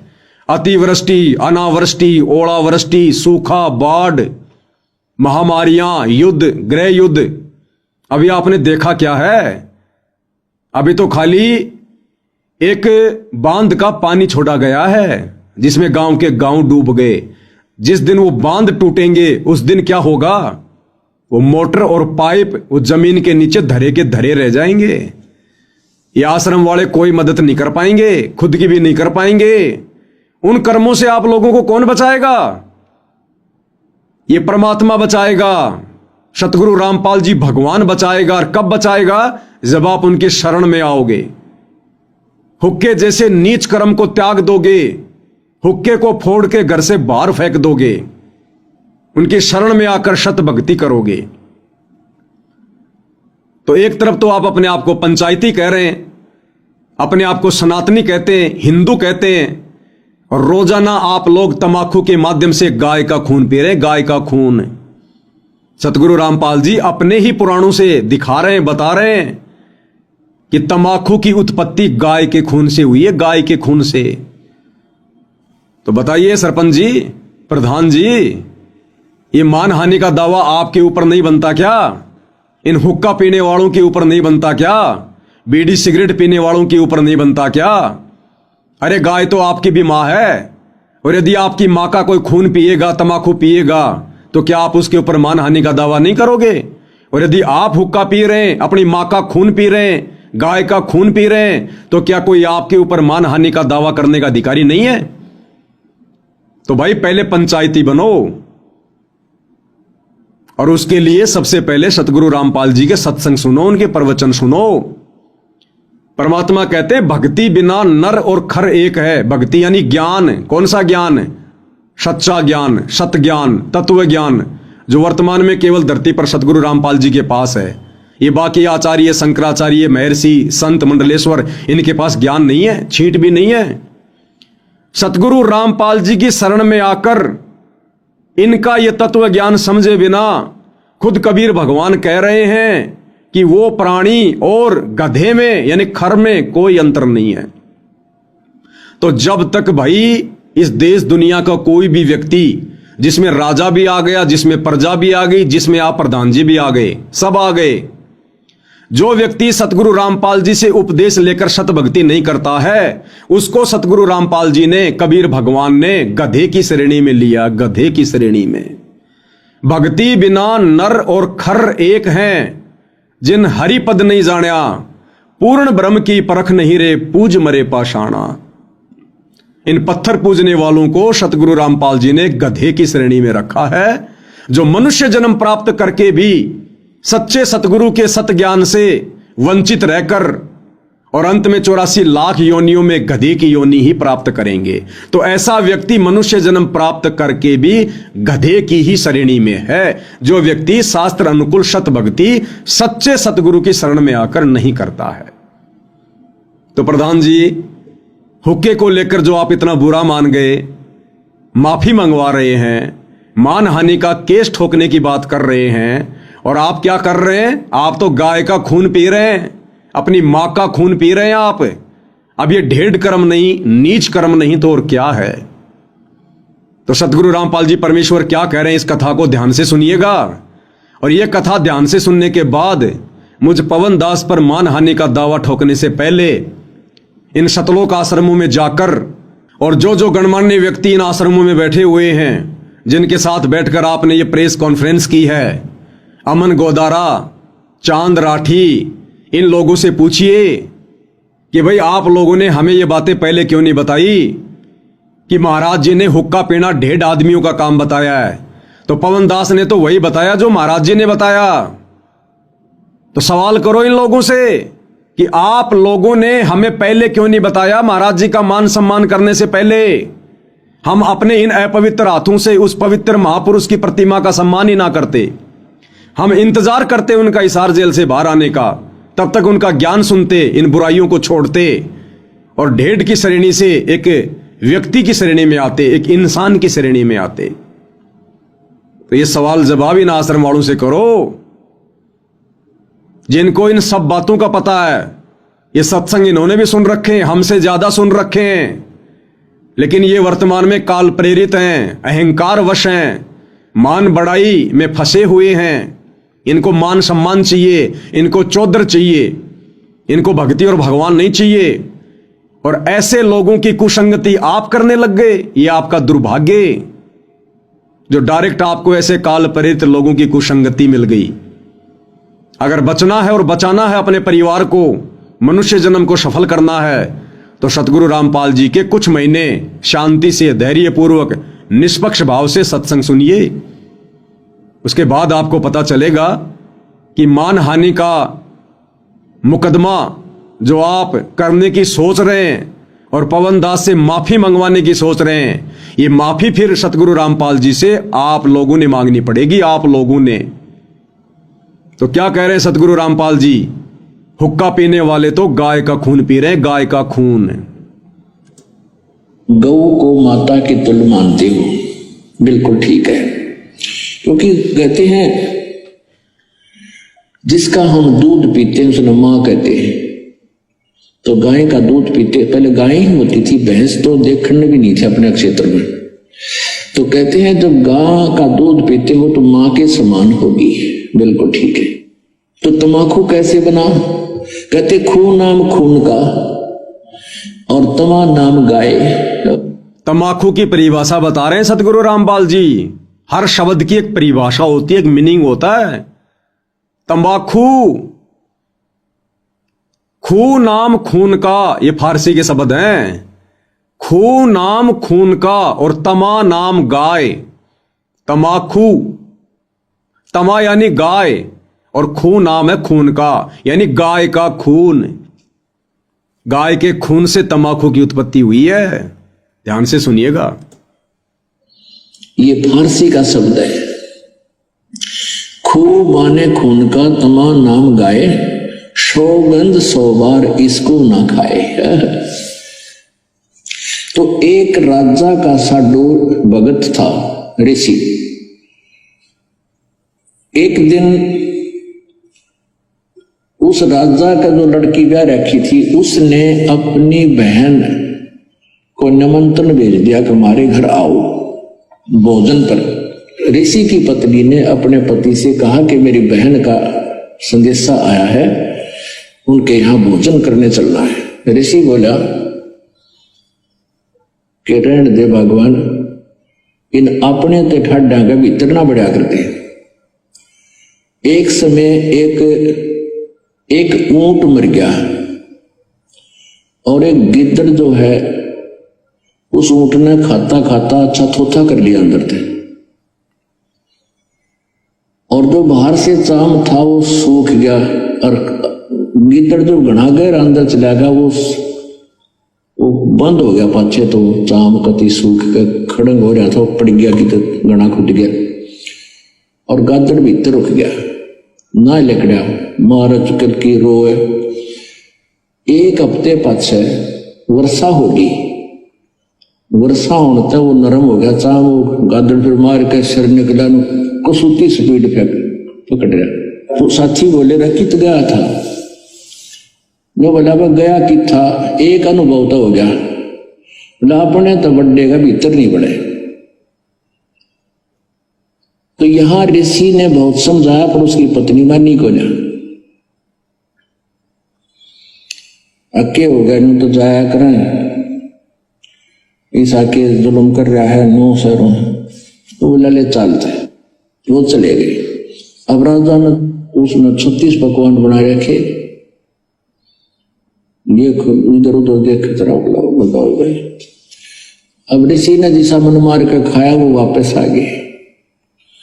अब उसकी पत्नी बोली कि हमने बुलाना चाहिए, ये नाते गल है कि हफ्ते 10 दिन महीने पीछे ऋषि की पत्नी बोली हमने बुलाना चाहिए।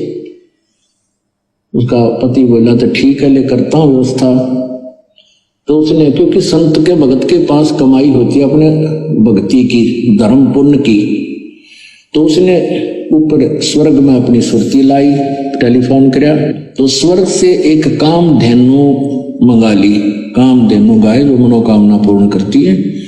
ऊपर से एक टेंट आ गया बढ़िया, स्वर्ग से अलग एक टेंट लगा दिया। और ऋषि आसपास के ऋषि बुला लिए, भाई आज मेरे राजा होगा, उनका न्योता है, हमारा साधु है, सेवा करवा दिया। अब वो ऋषि साधु भक्त जो आसपास कुटिया में रहा करते जंगल में, वह भी आ गए। राजा ने नीचा दिखाने के लिए हजारों की संख्या में सैनिक ले लिए। अगर साधु की मरोड़ काट दिखाऊंगा, मेरी दोना पूरी वाह वाह हो जाएगी। ये आग और नारी हमारे अंदर एक जलालत भरी पड़ी है। तो राजा ने सैकड़ों हजारों सैनिक ले लिए और आप भी चल पड़ा।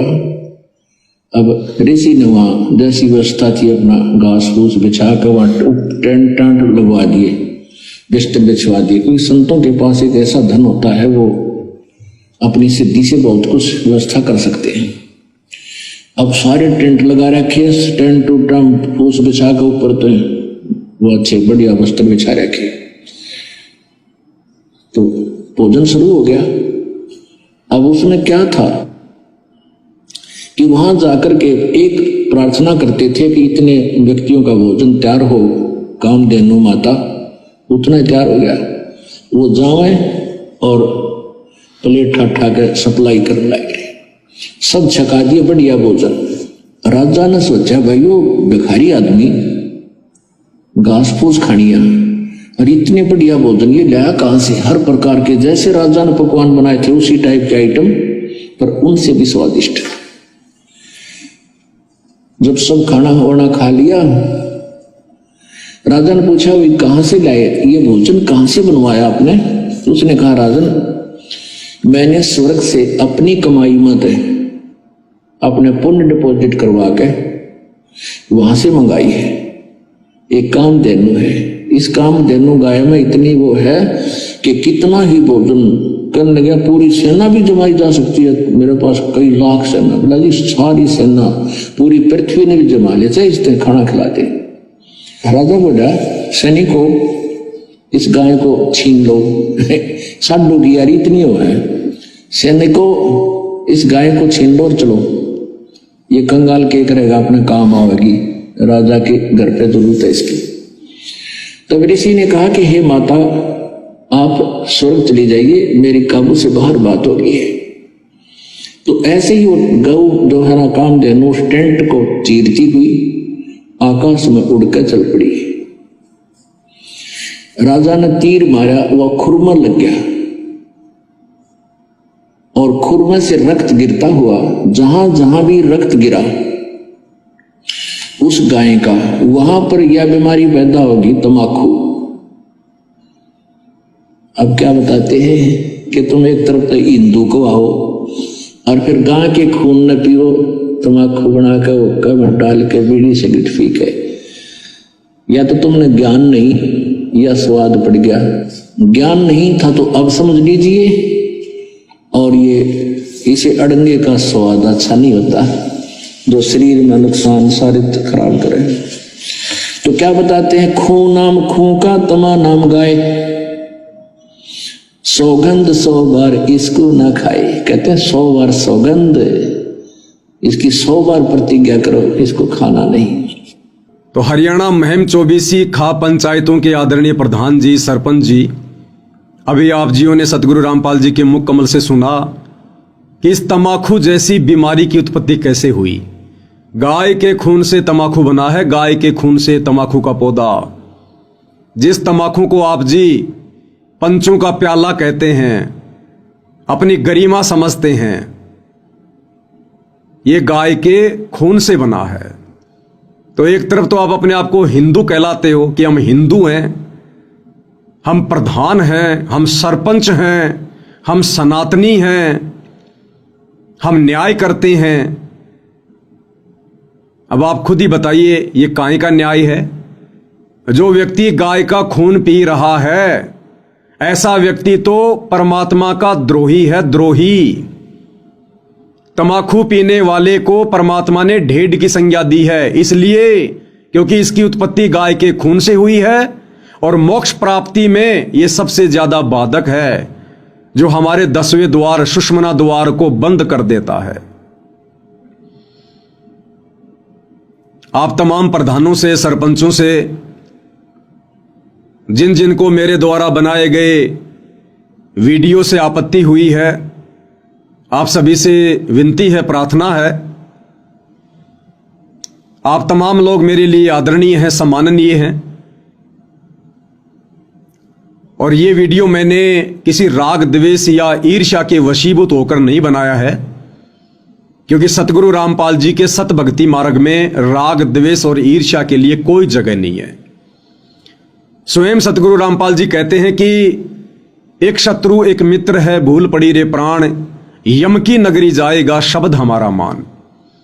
और राग द्वेष बड़े रोग हैं, यम के पड़े जंजीर। राग द्वेष तो मुझ पवनदास को या साध संगति से जुड़े हुए मेरे किसी भी भगत भाई बहन को, इन शतलोक आश्रम वालों से भी नहीं है, सतगुरु रामपाल जी के नालायक बेटा बेटी भाई बंधु रिश्तेदारों से भी नहीं है, जो आए दिन भगत समाज की मर्यादाएं तुड़वाते रहते हैं, संत समाज से भक्ति विरुद्ध कर्म करवाते रहते हैं। राग द्वेष और ईर्ष्या तो हमें उनसे भी नहीं है, क्योंकि उनके कर्म अंत में उन्हीं को भोगने पड़ेंगे। और सच कहना कोई दोष नहीं है, इसलिए सच हम अंतिम श्वास तक कहेंगे। और हुक्का पीने वालों को जो ढेड व्यक्ति की श्रेणी में लिया गया है, नीच और काफिर व्यक्ति कहा गया है, यह सच है, परम सच है। स्वयं परमात्मा ने कहा है, सतगुरु रामपाल जी ने अपने मुख कमल से कहा है। तो माफी मांगने का तो यहां पर कोई सवाल ही पैदा नहीं होता है। बाकी आप किसी भी कानूनी कार्रवाई के लिए स्वतंत्र हैं। यह सच, जब तक सतगुरु रामपाल जी का आशीर्वाद है, मैं यूं ही कहता रहूंगा। तमाम उनके फॉलोअर जो उनको पहचान चुके हैं, उनके ज्ञान से परिचित हो चुके हैं, वो इसी प्रकार से कहते रहेंगे। तो मेरा किसी से कोई राग द्वेष नहीं है। अंत में मेरा आप सभी से यह निवेदन है, मुकदमे चाहे 50 करो, नो प्रॉब्लम, लेकिन मुकदमा करने से पहले आप मुकदमा किस विषय पर करने जा रहे हो, उसमें कितनी सच्चाई है। सतगुरु रामपाल जी के सत्संग सुनकर, कुछ एक सत्संग मैंने आपको सुना दिए हैं, ये तो केवल अंश मात्र जानकारी है। बाकी आप उनके यूट्यूब पर सत्संग सुनिए। नशे को लेकर, हुक्के को लेकर एक काफिर का अंग उनका सत्संग है, लगभग 1.5 घंटे का। आप यूट्यूब पर सर्च कीजिए, काफिर का अंग संत रामपाल जी महाराज। 1 घंटा 40 मिनट का सत्संग होगा। उसमें नशे के ऊपर, तमाकू के ऊपर, मांस खाने वाले के ऊपर, शराब पीने वाले के ऊपर उन्होंने विशेष तौर पर स्पष्टीकरण दिया है। उसके बाद आप जी कोई कदम उठाना, अन्यथा आज आप खाप पंचायत के प्रधान जो मुझ पवनदास के ऊपर मानहानि का बेबुनियादी मुकदमा ठोकने जा रहे हैं, मेरा तो इस मुकदमे से कुछ भी नहीं बिगड़ेगा, कुछ भी नहीं बिगड़ेगा। पिछले 9 वर्षों से ये सतलोक आश्रम वाले ना जाने मेरे ऊपर कितने मुकदमे करवा चुके हैं, मुझे जेल करवा चुके हैं, हर प्रकार से मेरे साथ मार पिटाई करवा चुके हैं। धमकियों की तो गिनती नहीं, गालियों की तो बौछार कर रखी है। 9 साल से जब ये मेरा कुछ नहीं बिगाड़ पाए, बाड़ बाका नहीं कर पाए, तो प्रधानों आप क्या कर पाओगे? फिर भी आपको लगता है कि हम कुछ कर सकते हैं, तो आप जी अवश्य कीजिए। लेकिन आज आप जो ये बेबुनियादी मुकदमा करने जा रहे हैं, सतलोक आश्रम वालों की कुसंगति में पड़कर, उनके एहसानों के तले दबे होने के कारण और अपनी झूठी मान मर्यादा और गरिमा को बचाए रखने के लिए आने वाले दिनों में, आने वाले समय में इस झूठे मानहानि के मुकदमे के लिए आप सर्व उन तमाम खाप पंचायत के प्रधानों को, सरपंचों को, जो जो लोग इस मुकदमे में गवाह बनेंगे, इस मुकदमे को करने में सहयोगी बनेंगे, आप तमाम लोगों को सार्वजनिक तौर पर सतगुरु रामपाल जी से और मुझ पवन दास से माफी मांगनी पड़ेगी, आज नहीं तो कल, जब आप उनके भक्ति विधान से परिचित हो जाओगे। तो मुझ पवन दास की केवल इतनी विनती है, इतनी प्रार्थना है, परमेश्वर के विधान को, तंबाकू सेवन को लेकर, हुक्का पीने को लेकर आपके सामने मुझे रखना था। मैंने सतगुरु रामपाल जी के सत्संगों को आधार बनाकर आपके सामने रख दिया है। अब इसके बाद जो भी निर्णय है वो आपका है। मैंने ये वीडियो कोई भय में आकर नहीं बनाया है और ना हमें किसी प्रकार का कोई भय है, क्योंकि हमारे साथ में भगवान है, हम सच के साथ में हैं और जिसके साथ में भगवान होता है, जो सच्ची राह पर होता है, दुनिया उससे डरा करती है, वो लोग दुनिया से नहीं डरा करते हैं। तो ये वीडियो मैंने एक बार जो पुनः बनाया है, ये आप लोगों को फिर से परमात्मा का दोही बनने से बचाने के लिए बनाया है। ये झूठा मानहानि का मुकदमा करके आप अपने और अधिक ये कर्म ना बिगाड़ो, ना फोड़ो। पहले से आप लोगों के इतने ये कर्म बिगड़े हुए हैं कि आप लोगों के ऊपर आपत्ति आ रही है। ये गांव में बाढ़ आना, फसलें बर्बाद होना, इतना नुकसान होना, ये आपके कर्मों का परिणाम है। ऊपर से संत भक्तों के ऊपर झूठे मुकदमे, आप और अधिक अपने कर्म फोड़ोगे, कर्म बिगाड़ोगे, परिणाम तो फिर आने वाले समय में भुगतने पड़ेंगे। आज ये मेरा पहला वीडियो है। कल का वीडियो सतलोक आश्रम वालों के ऊपर होगा।